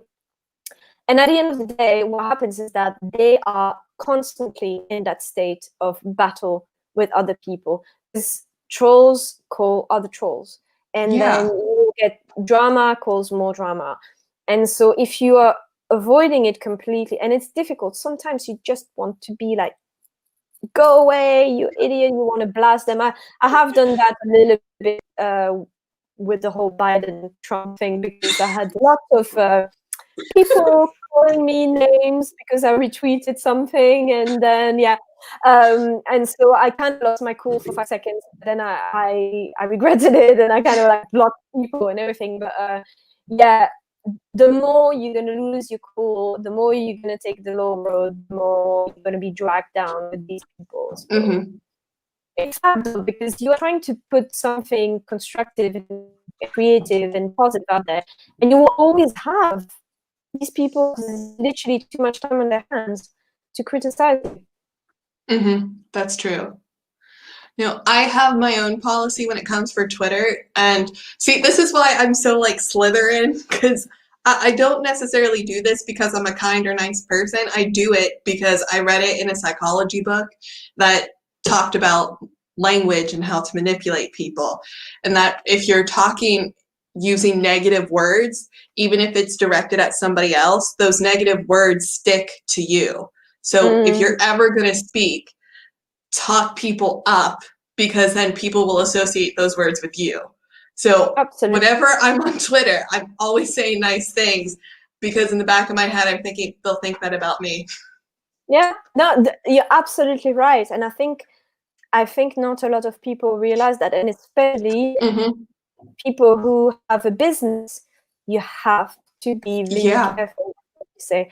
Your Twitter can be your brain with everything. It can't be anywhere really, because social media, even if you think your Facebook is private, it's not private. No. Even if you think your Twitter is private, it's not private. Instagram, same. So yeah, you have to be really, really careful. It's not just like, nowadays everyone knows you can't say, oh, my employer is shit, because then it can go back to your employer. People are a bit more savvy with that in 2020. Yeah. But you have to realize that people who are reading these, they are all potential customers for you. If you're a writer, if you're an actor, if you're a composer, if you're any type of artist who will at some point have something to sell, even if you don't have it now, all these people that you're deterring from your personality right now are not going to buy something from you in 10 years, because people remember these kind of things. You associate someone with negativity, and that label sticks forever. So yeah, and I'd say that people who are in like community groups, you all need to like check what you say within those community groups. I cannot tell you like how many writers, like I have like a block list of, I've never read their books, but I will never buy their books just based on the crap that they post in like the writing communities. It's like they complain about people leaving reviews because they're like and it's one of those things where you get curious, you go look at the review, and it's like, it's not even that negative. She just mentioned like one thing that they didn't like, or like he's actually promoting the book really well. You're just being picky. I mean, if you need to complain to your friends in real life, not in writing. Don't leave a trace. It's Internet sad, is but that's what forever. it is. That's what it is. So yeah. I don't know what a VAB test is. Hi, Eve. I'm guessing you're Belgian based on your name, or maybe from the Netherlands. Or maybe from Abela. That's an actual town in Belgium. What name of the town? What's the name? Okay, the Van den Abela. I'm probably still butchering that. Abele. I think it's yeah. Well, oh yeah. It might be. It might be. Who knows? We know that with the names of the Belgian town, like we said last time in the last stream. Yeah. It's never what you think it's going to be, because you have the name in Flemish and the name in French, and then you never know which one it is. Yeah. Was that something that was difficult for you, since you're a native French speaker, so presumably most of the people around you had French names, that when you went to the UK, they all had English names that maybe you recognized them, but they were pronounced wrong? The pronunciations of some things were not what I expected, yes. Not necessarily names. I mean, I don't remember a name that really was problematic for me, because the ones that I had a problem pronouncing were just names I had never heard before. But names of places that I thought were pronounced a certain way. There's like the most popular is in London. There's a place called Leicester Square, from Leicester, the city in north of England, and when it's written, I think as an American you probably pronounce it Leicester Square. There's an extra s in it when you write it, and so as a French, that's how you would pronounce it, because you would pronounce all of it. But the first time you're in the tube and they just like, this is Leicester Square, and you're just like, am I in the right place? I don't know. And then you see it written, you're like, why don't they pronounce like half the word? That is weird. Yeah, there's a few things like that that are a bit that you can spot the person who's a tourist who doesn't know how things are pronounced actually in by British people, and the person who's been there for a while and now starting to know different things. There's still stuff that I just like, I'm not sure if I'm pronouncing correctly, but at this point, No, for me, it was my host mother, because her name is Genevieve, right? Ah, yeah. And so in my mind, she was Genevieve, and I was at the grocery store with my host dad, and he was talking about Geneviève. Oh yeah, that's the French and I word. was like, Geneviève, and he was saying ma femme, right? Only for me, ma femme is woman and not necessarily wife. So I was like, Geneviève, my woman. And I didn't understand what he was trying to say.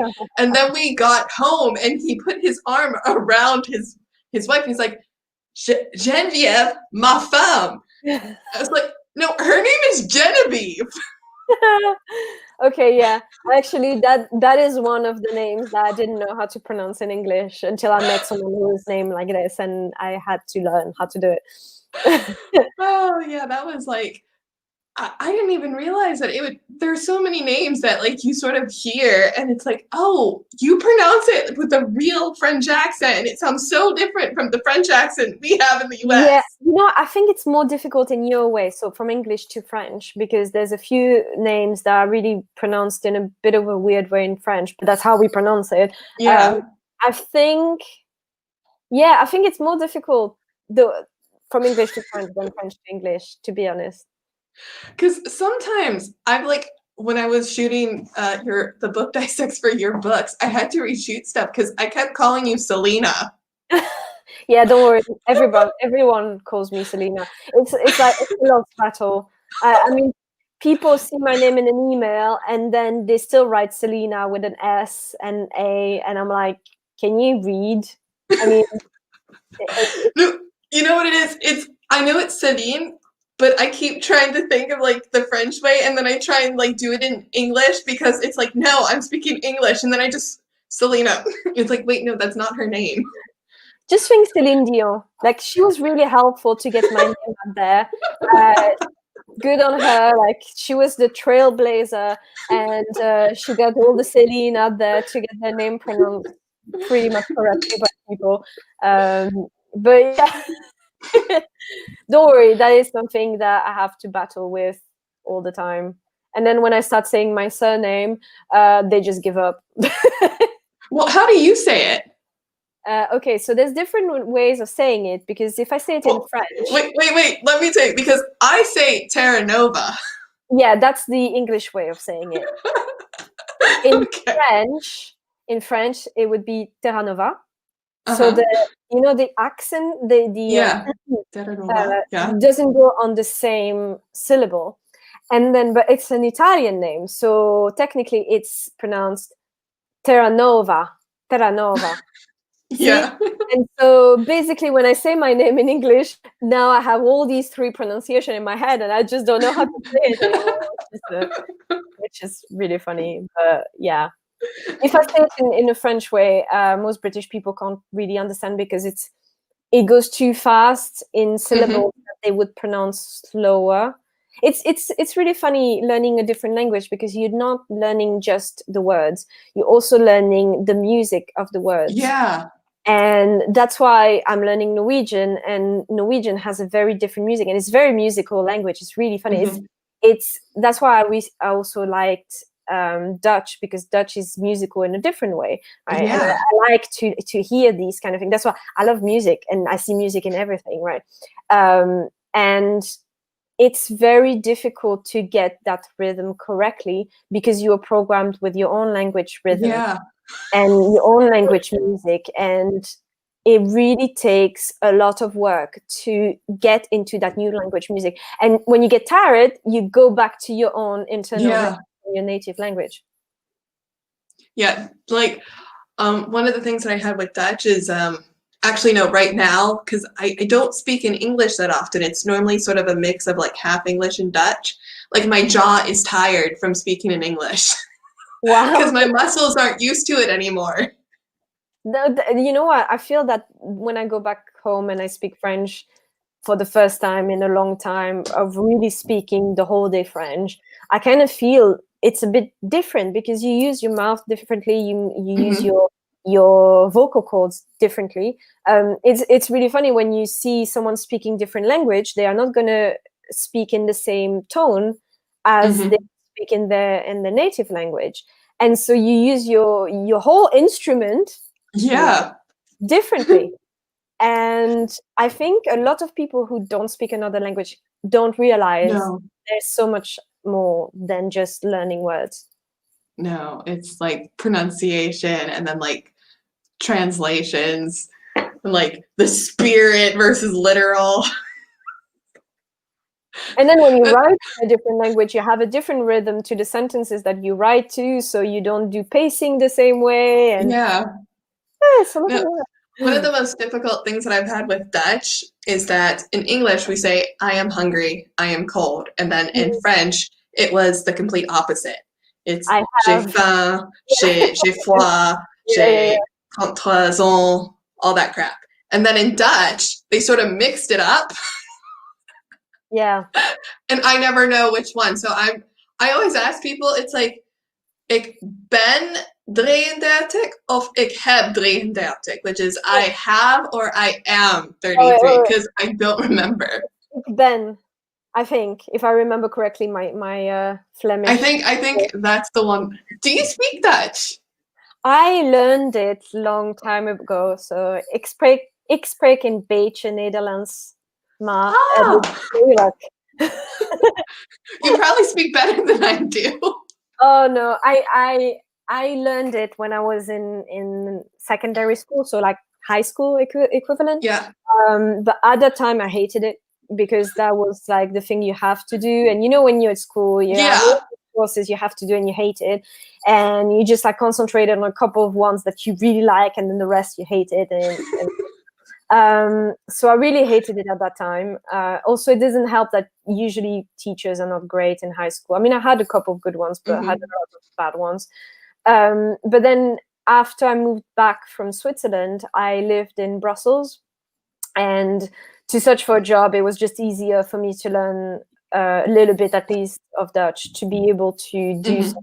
And for example, I worked in a museum in Brussels, and I had to speak all 3 languages to be able to welcome people. And so it was really the basics, and I've forgotten pretty much everything. Unfortunately, it was replaced in my brain by English. But at the time, I was watching TV to try to understand, especially the Flemish, different type of accent. So yeah, I learned it.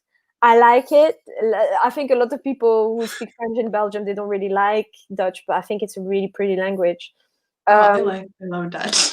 But yeah, unfortunately, living in England for as long as I haven't really practiced at all. So I guess if I was to try again and studying again and talking again, especially because that's how I learn a language, is by talking to people, it would come back. But that's all I can say right now. So you speak English, French, a little Dutch, and then Norwegian.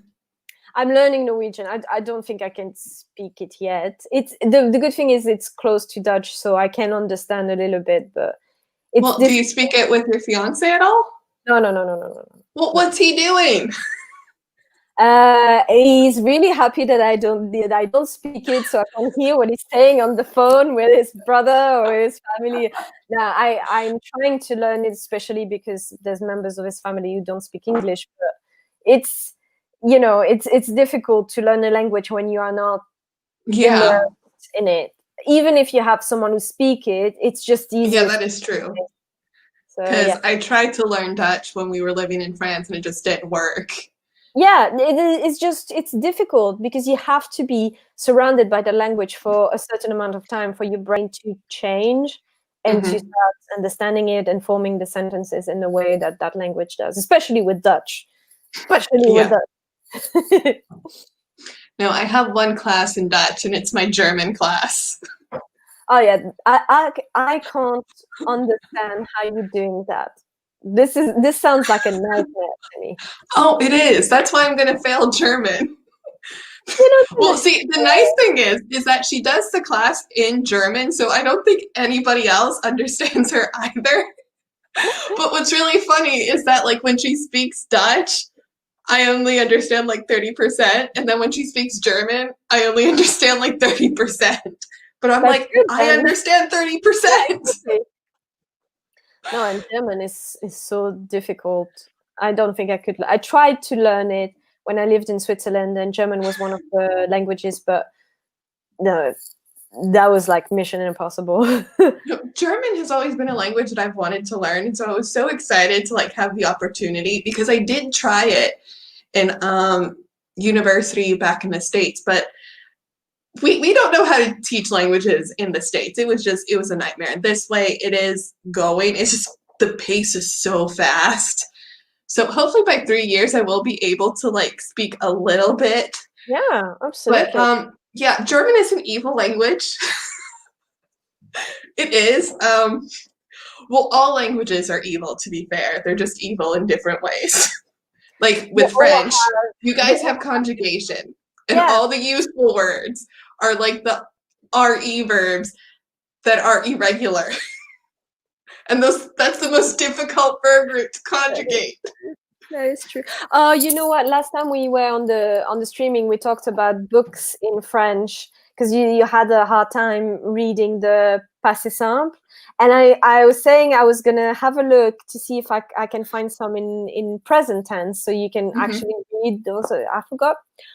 That's not right. I will think about it. It's And okay. It's been busy. And besides, I won't have time to read them until after January.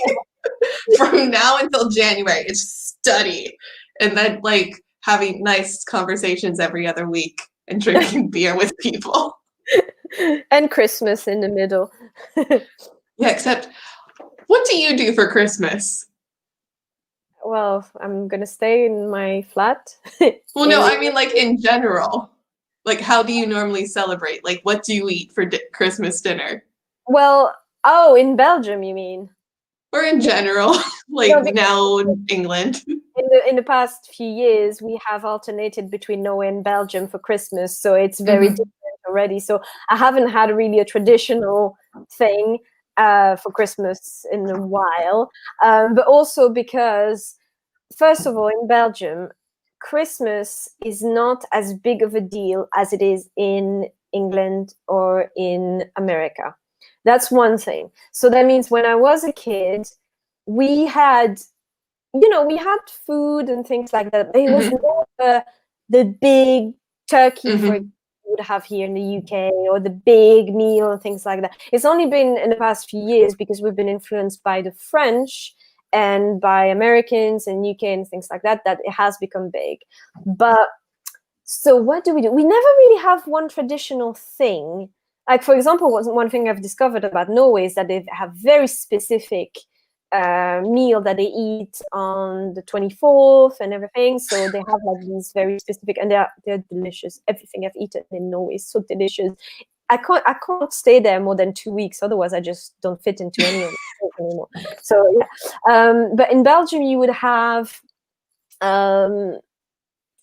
I think you would have like several servings. So you would have aperitif to start with. Mm-hmm.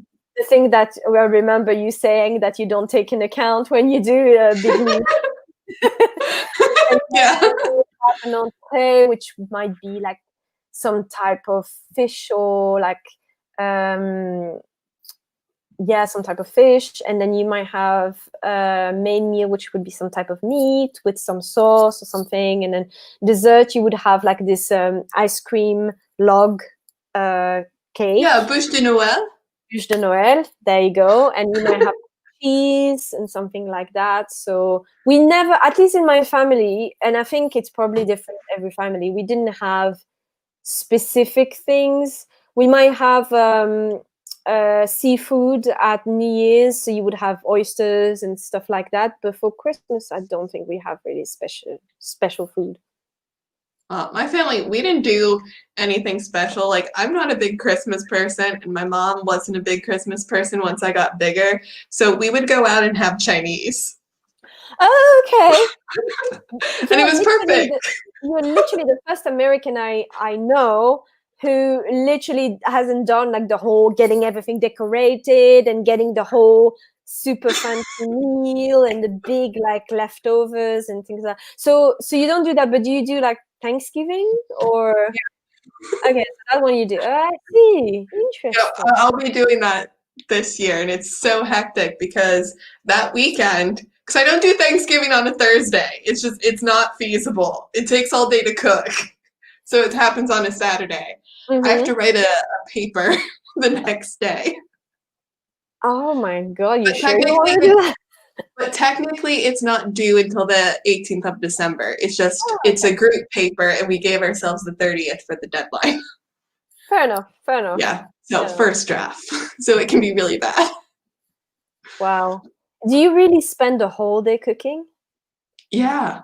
There's lots of crap. Like, I was asking my husband if he'd be willing to, like, cut down on things, and he was like, well, you need this. We need a turkey. We have a turkey.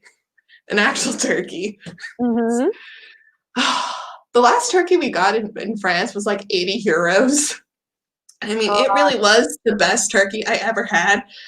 But I think the most I've ever spent on a turkey was like $20. So the fact that it cost 80 euros, like it still hurts me. Yeah, but I think it's much more difficult to find a turkey in France or in Belgium, and you would have like to have these organic ones or things like that, no? Yeah. It's probably going to be like, because the turkey we had, it was like the best turkey I ever had. Like, that's not like, oh, she's an American, so you should exaggerate. No, this turkey, it must have been like grown or herded, whatever you do with animals, with lots of love because it tasted delicious. Because I don't like turkey, and I liked that turkey. Yeah, so, I think they are taking probably a bit more care than in America for turkey. Yeah. Amazing. Yeah, because it didn't come packaged in water. It was fresh. I think they killed it the couple days before. Wow. You know what? Talking about that, have you ever had foie gras? Yes. Because that is a typical thing we get at Christmas. Oh, I really like that. Yeah, me too. I feel really bad because it's so bad for the animals, but it's so good. I don't feel bad about that. It's too good. To be fair, they have made a lot of progress with the vegan ones, and they almost taste the same now. At the beginning, they were awful, but every year it makes it, closer and closer to that taste. But yeah, that is one typical thing. No, it's funny because the first time I tried it, it was at school, and I swear it tasted like dog food. It was so bad. Like, I couldn't understand, like, why would you eat this? And they're like, no, this one tastes bad because it's from school. It's probably the cheap, fake version. And then I had, like, homemade, like, my host mom, you can, like, do stuff, and then you cover the edges with, I think it's, like, pasta, but, like, pasta dough. Oh, I didn't know that. Yeah, it's homemade. They put spices and all that. It's so good. I don't know. I buy it. I mean, I haven't had it in a while because it's one of those things like blood sausages. You don't really find it here in the UK or not as easily. So, yeah. Yeah, but I feel like I normally don't get like the real foie gras because I feel like I don't appreciate it enough because in Belgium how you can get like those pâtés? Oh, yeah. They taste exactly the same to me. Oh, foie gras is a bit different though. It's a bit more subtle, maybe. Although it depends on the pâté, actually. I like pâté too. It's one of those things, again, I can find it, but it's not very easy, so I don't really buy it. It's one of those things. If it's not from the supermarket, I'm not going to make the effort to find it. Exactly. Oh, It's yeah. like people always tell me, you should find this beard. It's like, it's not at the market. They're like, well, you need to go here. I'm like, that's like an hour away from where I live. I'm not going there. They're like, you're American. It's like, yeah, but I live in Belgium now. 15 minutes. Yeah, it's just, why making all the efforts when you have stuff available? But one thing that it's a good thing when you have lived in different countries and you know people from different countries, you adopt their tradition. One thing that I love about Christmas here in the UK, it's mince pies. And I want to know if that's something that exists in America or not. I think it is, but I think we call it something else because I think it's a pot pie. Pot pie. Does it have like fruit, macerated fruit? Because it's called mince, but it doesn't have meat in it. Okay, but no, what is mint? What is mince pie? Mince pie, it's because originally, apparently, from what I remember reading on Wikipedia, so don't quote me on this, mince is actually macerated fruits in, I think it's in brandy. And then we put it in this pastry, little tart, like that big. I'm actually looking it up. It's delicious. It's Is delicious. it figs? Is what? Is it figs? Figs. Yeah, figs, like the fruit. Oh, figs. There's every type of fruit you can imagine. Basically, everyone has their own recipe. I think it's like cherry or oranges or things like that. I think everyone has their own different recipe. And the most important is it's in this brandy sauce. I think it's okay. It looks familiar, but here's the issue. I don't know if I know it from the US or if I know it because of France. It doesn't exist in Belgium, that I'm sure. I don't know if it exists in France. I don't think so, but yeah. And it looks familiar though. It's very typical from the UK, Christmas kind of dessert or little snack that you get, and you put it in the oven for a little bit so it's warm, and it's fantastic. It looks familiar, but I have that issue where I'm sort of at that point in my expat, we'll say, experience where I sometimes forget, like, is this something we do in the US or not? That's true. There's so many stuff that I forget. Like, is it something I do? Is it something that Belgium do? Is it something that UK does? And now with Norway and everything. So yeah. But that's like a good experience because then it's like you know that you've acclimated to where you are. True. That's true. So we got onto like the expat part. I find that again. No, see, I find that interesting because you live in the UK, but you're from Belgium. Like, why would you want to leave Belgium? Well, particularly to the UK, because isn't it like how is the whole Brexit thing going to work for you?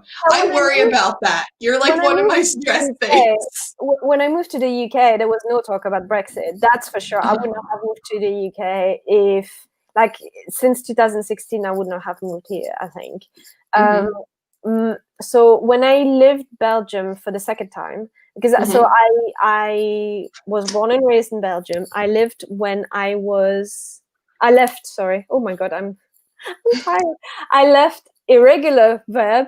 I left when I was 21 and I moved to Switzerland.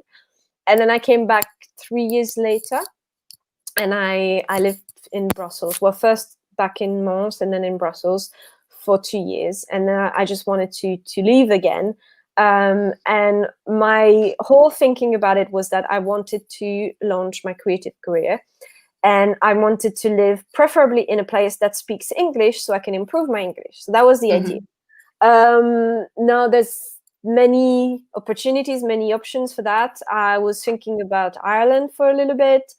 I hesitated also with Berlin, not because of the language, but because I really liked the atmosphere in Berlin. I've been a couple of times. And I find that it's a very artistic, creative city. So I hesitated between that. America and Canada, at the time, it felt a bit far. I still wanted to be at a reasonable distance from my family, so I didn't have to, you know, it's just too far. And also because visa 7 hours is reasonable. no, but also visa going to America, especially and Canada. I mean, it's possible. It's just it was more complicated, and coming to the UK was at the time, and it was a bit of a dream. My sister studied in the UK, so she lived for 4 years in the UK, and I just wanted to experience the London life. That was my dream. I wanted to work with people who worked on Doctor Who. I wanted to see Sherlock being filmed or things like. I don't remember at the time what it was. Doctor Who was definitely part of the decision, but it was the country of Harry Potter, and I just felt like I felt called to the UK. So I literally went. I came here to London on holiday for a week. I found a flat, and I moved the next the 2 weeks afterwards. I just took 2 suitcases and moved, and yeah. So there was not really many there was not much thinking into that. I'm very jealous of the fact that you didn't have to go through the whole visa thing. Yeah, if I had to, I would have probably thought more about it, and so maybe not have done it. And I think Brexit would have been a big deterrent. I don't think I would have moved to the UK, which is basically what they want. They don't want Europeans to come anymore, I guess. But yeah, that would have been, I think I would not have made the same decision. I would probably have gone somewhere else. Maybe Ireland, maybe Berlin, maybe Canada. I don't know. Do you think you'll move? We are talking about it. It's not. There's nothing sure or anything. It's been difficult.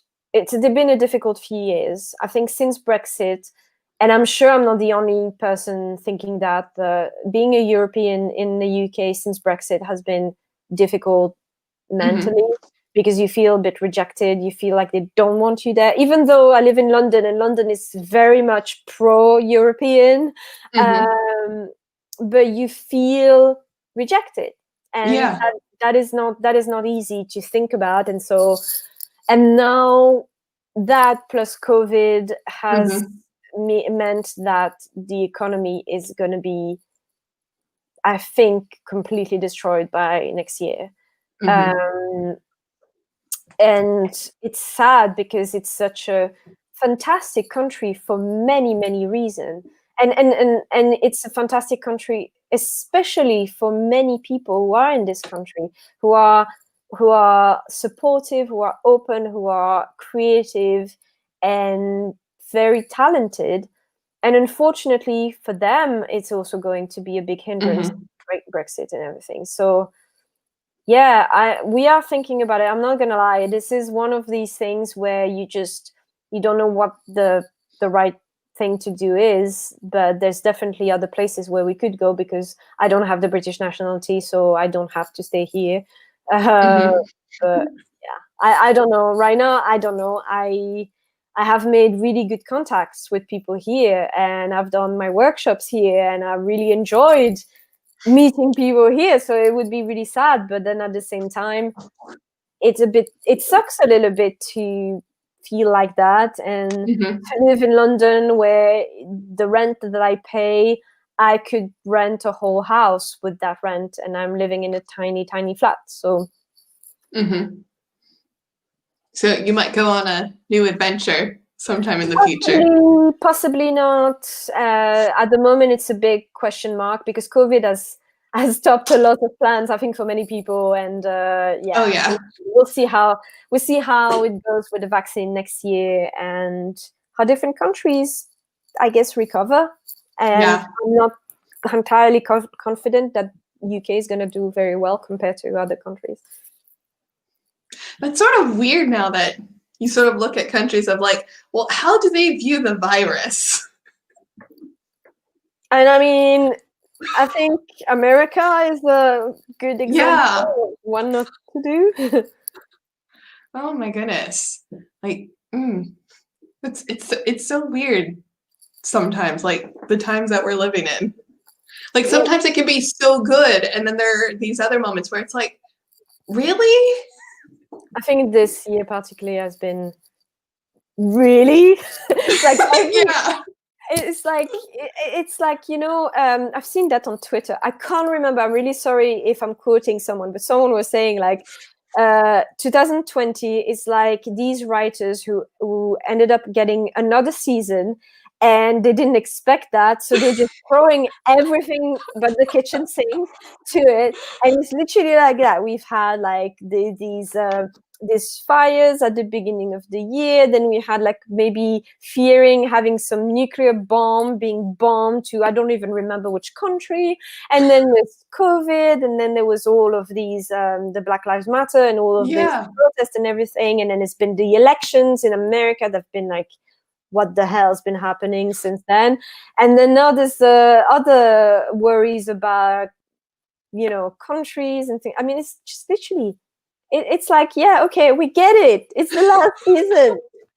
It's like we're waiting for the big climax or something. It's Oh, just that's like a great analogy. Because it does feel like that. There's somebody on YouTube who has created like explaining the pandemic to my past self. Oh yes, I have seen these videos. Oh yeah, that's so great. Because like They're I think the recent one that she did, she was like, "Oh yeah, that happened." Because she's naming all these things. It's like, "Oh yeah, that did happen." Oh, I think she's due to do another one soon because she did the last one in October, I think. So the next one technically is in December. So looking forward to it.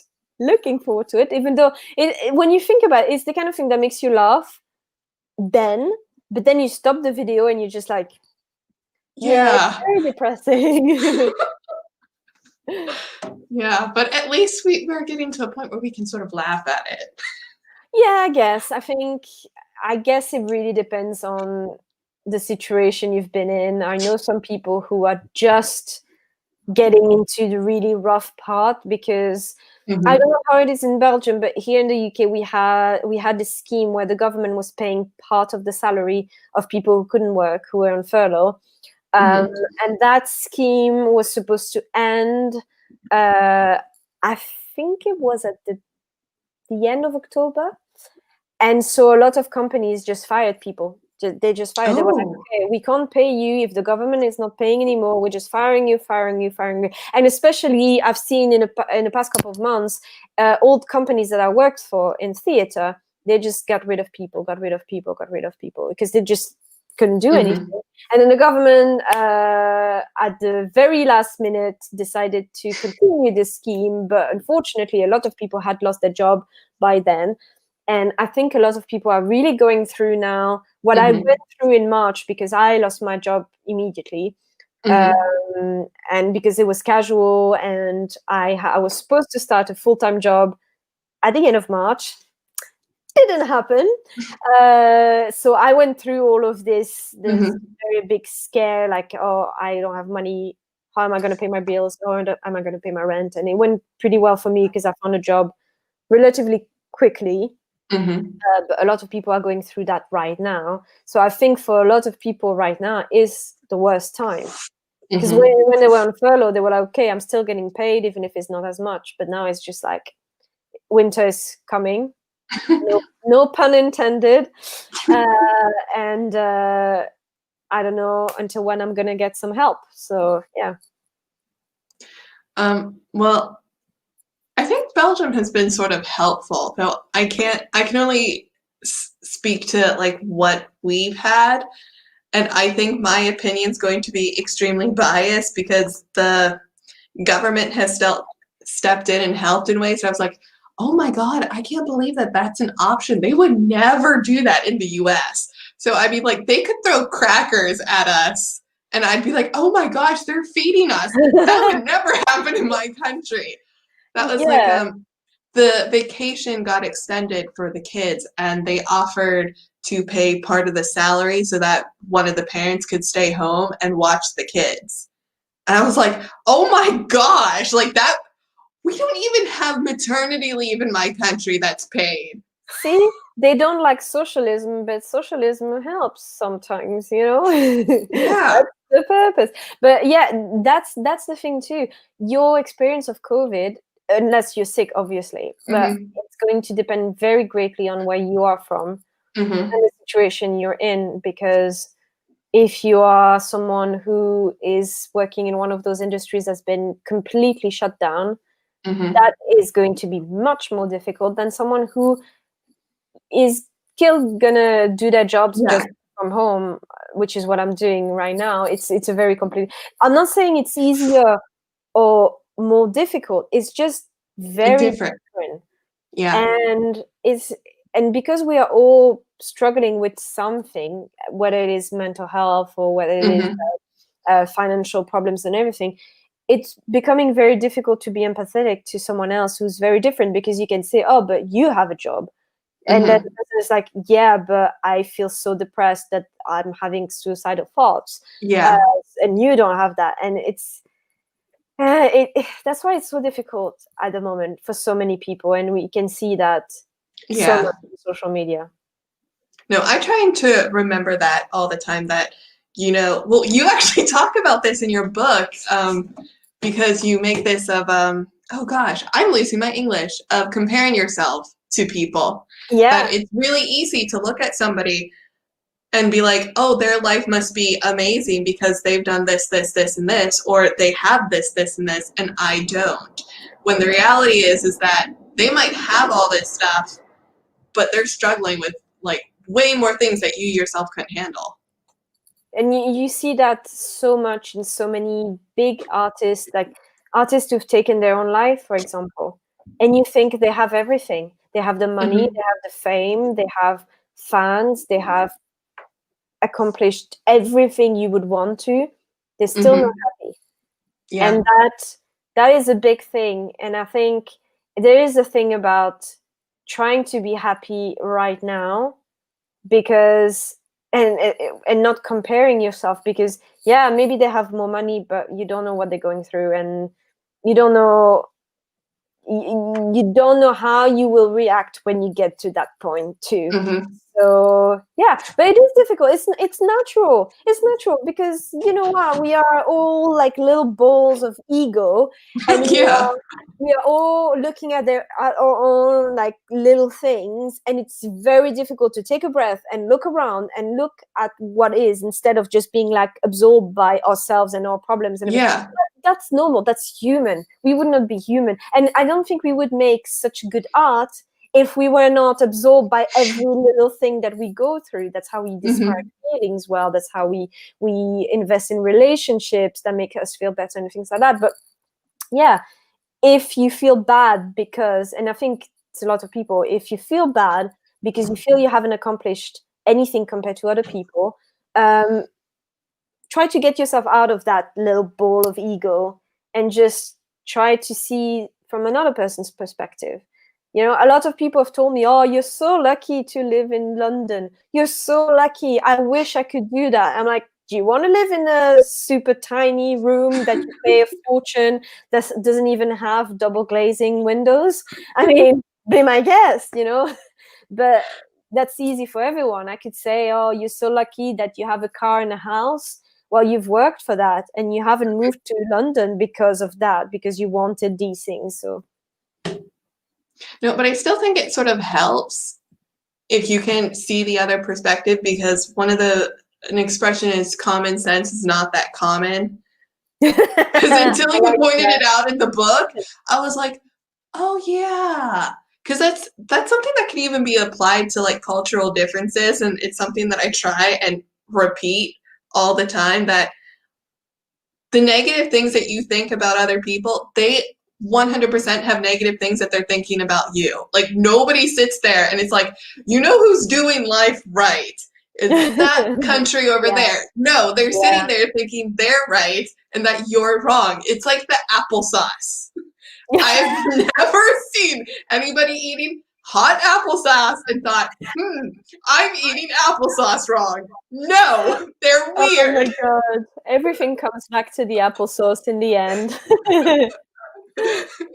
We actually had some tonight, and I actually put it in a bowl, and I like put it up in the fridge, and my husband was like, "You don't want applesauce?" He's like, "Yes, I do, but I'm eating it normal tonight. It's gonna be cold." You know what? I understand your husband sometimes, because that would be so weird for me.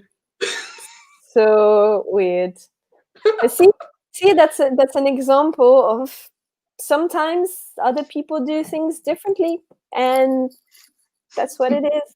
That's what And it they're is. right in Yeah, regards to applesauce. yeah. Instead of posting, like, I see that so much on Twitter, and I think there was this like Twitter storm this week where someone posted this long thread about what to do and not to do as a writer, and there was like 100 tips, and they were all like personal preferences, and it's funny because people were really angry about it because this was passed as tips, but it was really just, Yeah. I prefer stories like this and stories like this and everything. And that's what a lot of people I think don't get, and especially when it comes to a craft like writing and things like that, is that the way you do things, it Yeah. works for you, but it doesn't mean that it's going to work for someone else. And I think the big fight again, like between pantsers and plotters, is ridiculous. It is just ridiculous. Like someone's gonna be, if you don't plot, you're not writing something complicated. And then someone's like, if you don't pants, that means you're stiff and you're not letting your creativity shine through. Which Yeah, some people, that's another one of my guilty pleasures, is like just watching the writing community lose its mind over really silly things, like where do you put a comma if you have a series? Because both are correct. That's the funny thing. And they're like, no. the thing with the writing community on Twitter, which by the way I really enjoy, and most of the time I have fantastic contacts with people, and I reply to tweets, I get tweets to me and everything. But when I arrived in the writing community years ago, it was much smaller. It was much easier to actually know pretty much everyone who had a more active account in the writing community, because there was not that many people, and the hashtag writing community actually didn't exist at the time. Oh my goodness. Yeah, that's how old I am. So it was basically, you were using writing, which was the biggest hashtag at the time, or you were using Writer's Life, which was a smaller hashtag, but writing was the biggest one. And it was much smaller, so there was less drama. There was also like much more of a consensus, and it was more like friends coming together and talking about stuff. But it has grown a lot because it was very easy to get a lot of followers. And my account is an example. I have 27,000 followers because there's so many people in that community that you can just have followers from the writing communities now. And I think a lot of people saw that it was a great way to grow your audience and to get audience for your books. So that was the thing. But now the problem is, it's such a big community that you will always get drama. And I think in any big community, you will have big drama. I see drama in the illustrators community a lot too, because I follow a lot of people in those communities. And you get drama as soon as you have many people put together in one place. You will get disagreements, and because of social media, it's not treated as adult disagreements, it's treated as 5-year-old fights. Well, there is this part of me that wonders if like sometimes the drama is sort of created as a venting mechanism for like the artistic people to deal with their stress, and not so much of a negative way as like other methods that you could use. Because I hate to say, but even though like some of the drama, like it's really entertaining because some people are very passionate and you can actually learn stuff. That's true. That's true. And you have very important stuff being put forward too. Don't get me wrong, like the drama about the writer tips was just a stupid drama, but you had this, it was more than a drama, it was really important. But this author who's being really, really messed about by Disney with his royalties. I don't know if you've seen that, but No. there's an author who's been writing Star Wars novels, I think, and he Mm-hmm. had an agreement with I think it was Lucasfilm at the time, and then Mm-hmm. it was bought by Disney, and Disney refuses to honor the contract that he signed with Lucasfilm. And so they're not paying his royalties, even though they're making money from his books. Um, Mm-hmm. and that is a big thing. And I'm really glad that the writing community is as big as it is now, because that means that we have power to Mm-hmm. get big companies to respect writers and to respect the fact that we are creators and we deserve to have royalties and we deserve to keep our copyright for stuff. So it's Yes. not all bad. There are very important stuff that have changed in the past few years. And for example, the fact that there's now the Writers Guild of Independent Author, I think it's called. That is also Mm-hmm. coming from people just gathering together, and they are indie authors, but they're not necessarily like disorganized, and you can do everything with them. Now they are organized, they have lawyers, they have copyrights, they have Yeah. ways of doing things that they can't be just bullied by Amazon, for example. Yeah, I'm really happy at like how authors are taking power back and they're Mhm. like really shaking up how publishing is done. It's like Yeah, I love watching that. yeah, because before you knew nobody, like before social media, you were alone. Maybe you had your agent, but that was it. And if Yeah. a publisher said, we're not paying you anymore, what could you do? Are you going to really get them to court? I mean, this is not America. You can't really get everyone you want to court, right? But now you have a power that you didn't have before. And so I think it's it's going in a good direction in terms of respecting the author. There's still a lot of work, but I think it's a good thing. So it's not Hmm. all bad that the writing community has become this like big monstrous beast, Oh no.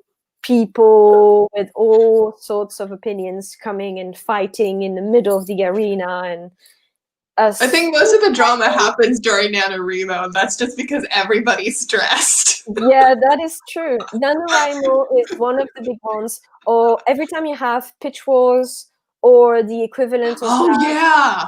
that, Oh my gosh. you get Pit so much madness. drama during that. And I don't participate. The only thing I do during those kind of pitch wars thing is that I comment on the summary of books that I really like and I want to read, Hmm. hoping that one day they will write it and I'll be able to read it. Yeah, that's like the best thing. Yeah. Well, the great thing about the writing community, and it's sort of funny because some authors really don't like advertise authors who advertise on Twitter. And it's like, no, if you're an author, you need to advertise because that's how I found like so many amazing authors like you. That is literally how I found you. I have no problem with advertising. I advertise all the time. That's how I sell my books. That's how I Yeah. make money. And it's, again, we talked about it at the beginning of the stream, is that you really need to put yourself into a business Hmm. mentality. I know that it's very tempting to be like, yeah, I'm away from that. I'm just creating and everything, but it's not realistic.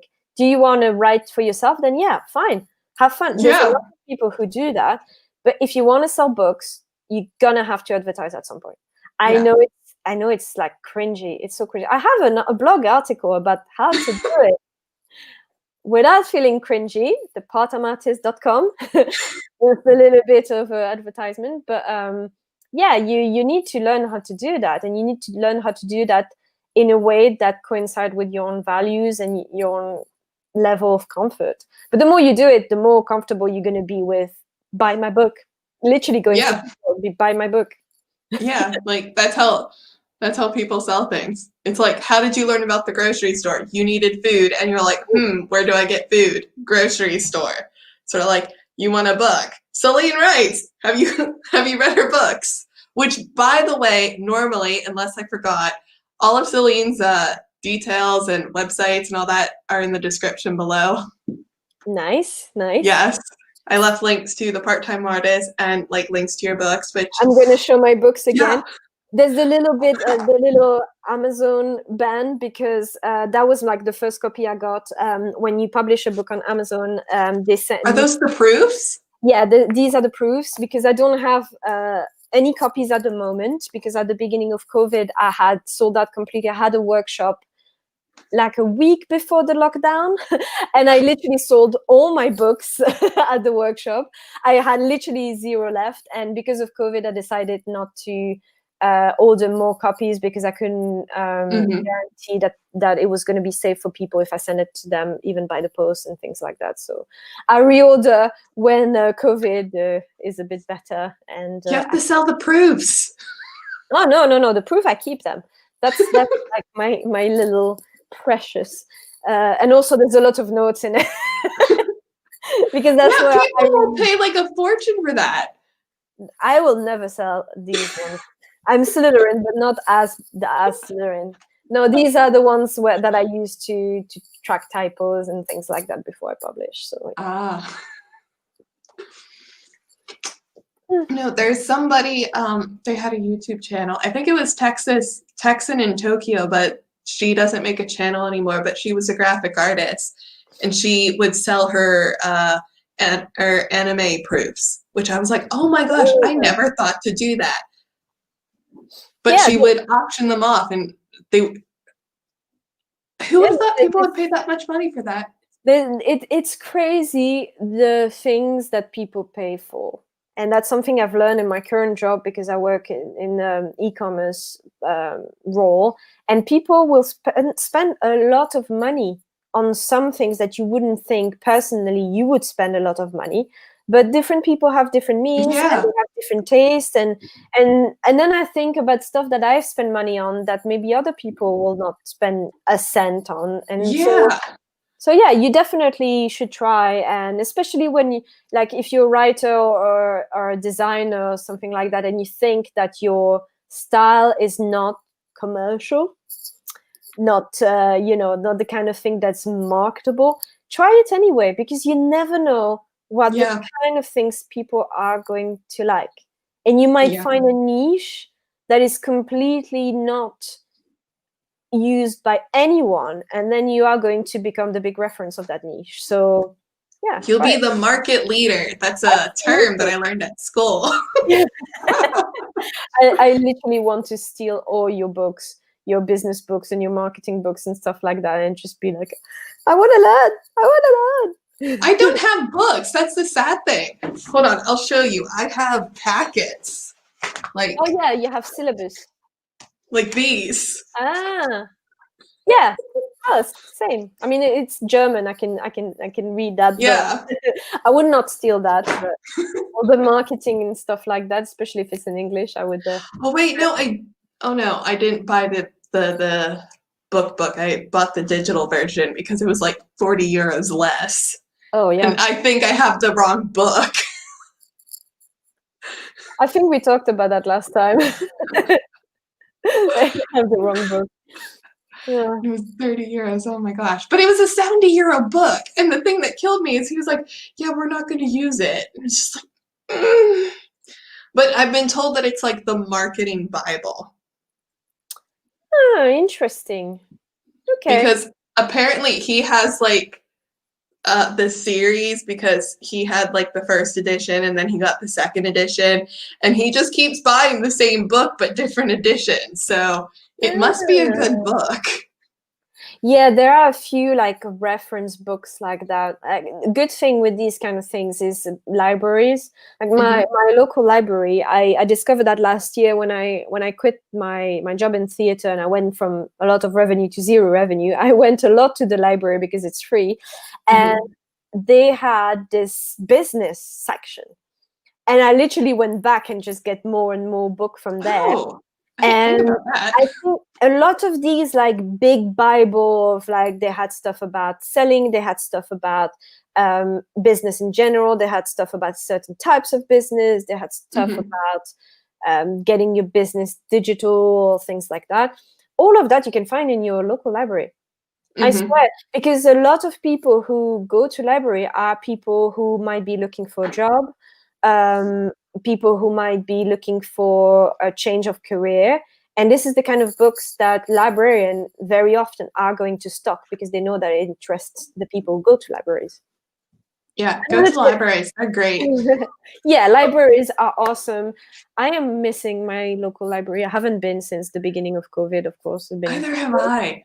My uh, library did this Island where bunches of people could go and work on their lingual skills. And that was something mm. that we used to go and do. And I miss it so much. Yeah, they are very essential in the community, libraries. They really do Mm-hmm. these kind of programs. I have a friend who's a librarian, and she does all these like themed events around books. So they have the Harry Potter theme for kids and all kind of things like that. They invite authors, and it's really important, I think, in a community. And unfortunately, in many countries, they are disappearing, which is really sad. But Yeah. that's the problem, isn't it? You should donate your books, especially if you're a foreigner and you have foreign books. I want to get into there's a scheme here in the UK where you can actually allow all the libraries in the country to buy your book and stock Mm-hmm. it, and you get money from it, which is always good. But that's a project that I have for hopefully next year, because you need to Uh, invest a little bit. But then it's really interesting because you can get a lot of libraries stocking your book, and then more people reading you, finding you online, and stuff like that. yeah, that's a good option. No, that's one thing. I'm not going to be giving this away anytime soon because it's still too useful. But that is one thing that normally with my English books, when I was in France, if I read a book and I was like, I'm probably not going to read this again, I'd give it to the local library Mm. to expand their English section because it was like this small. Yeah, I at my tube station they had before COVID. COVID really ruins everything. They had this book swap thing where you have a table and people can leave books, and then you can take a book, and it's all free. And I've left a few books there, including my book. That was before Happy No Torture. It was my first book, and my book disappeared very quickly, so I was very proud of that. That That's means it cool. interested someone. But yeah, it's good too. Like I because I've moved so many times now. My flat I'm currently, it's the longest I've been in this flat since I've been in London, but I used to move every year or every 6 months. So I can't carry many books, which is annoying because I read a lot, but I have discovered the wonders of Kindle. So any paperback or hardback that I know I'm not going to reread, I'm giving it away. I think it's a good Mm-hmm. way of getting people to read. I keep books because I need a backdrop for book dissect. Oh, I see. Yeah, no, you should see my little bookcase. Is not even. It's very tiny. It's not even full. I can't afford to have more books than that because when you move, it's a bit of a mess, and I Well, don't have space. well, to be honest, like with the exception of the Twilight books and maybe like a handful of others, those are all Prince Charming's books because I like have gone digital. Like it's no the Twilight in Dutch, that was the most recent like physical book that I've bought since probably 2006. Oh Oh wow! no, your book actually. Before that, I got your book because Yeah, I don't I get still physical buy. books. I still buy both. I prefer digital because I can have it on my phone too. So, when you are out Mm-hmm. and about and you have to queue or something, or you're in the bus and you can read a little bit. So that's easier. I still buy physical books. There's a really cool independent bookstore near where I live. So I go, and I like to support independent bookstores too. So I go and I buy, and they're pretty cheap too. So, and then I finish them and I give them away. Oh, that's cool. It's like I bought your physical book and I instantly regretted it because then I had to wait. Yeah, Because that is such the thing with digital books. You can buy it and have it immediately and start reading within 2 minutes. yeah, because and I even bought it with Amazon and we have like the Prime thing, so it comes in like a day. or 2 at most. Yeah, And but I was just like, this is how Slytherin I am. I was like, maybe if I show her the receipt, she'll send me the digital version so I can start reading. I would have. You should have asked me. I would have, totally. Oh. But I was like, no, I'm going to wait and be patient. And then it was great because it was like a present because I sort of forgot that I bought it. I can't remember the last time I bought a physical book through Amazon. That I don't do because I don't like waiting either. So either I go to the shop and I have it immediately, or I buy the digital one and I have it immediately. Oh, yeah. Ah. Man, the only bookstores not bookstore, but book places I go are the library for physical books. Yeah. That's like my favorite place because they have Dutch books there and I can sort of test them out.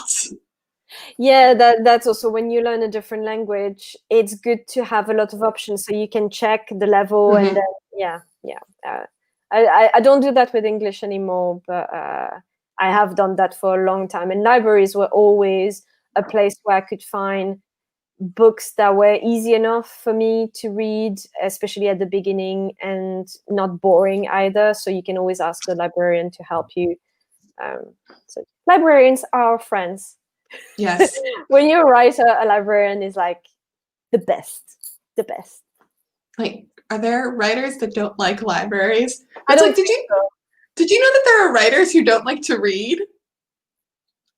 I mean, there's not liking to read and not like there's different stages of not liking to read. I think there's a lot of people who just don't have the time and the energy to read as much, and they prefer to get like entertainment from other stuff, which I understand, because when you're very busy, and that's the thing too, when you're very busy, the precious little time you have, you might want to write instead of reading.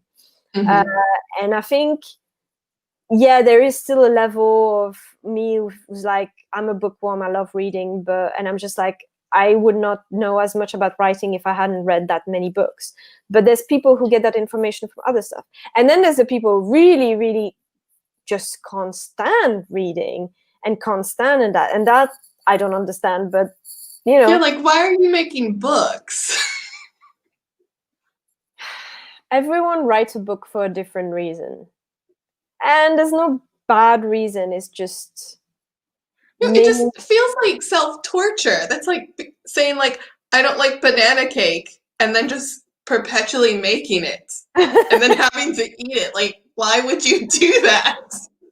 Maybe you have that story in you, and it's just, you have to get it out, but you don't particularly want to read stuff that's similar. Or you just don't find anything that you want to read, and you want to write something that you want to read. I don't know.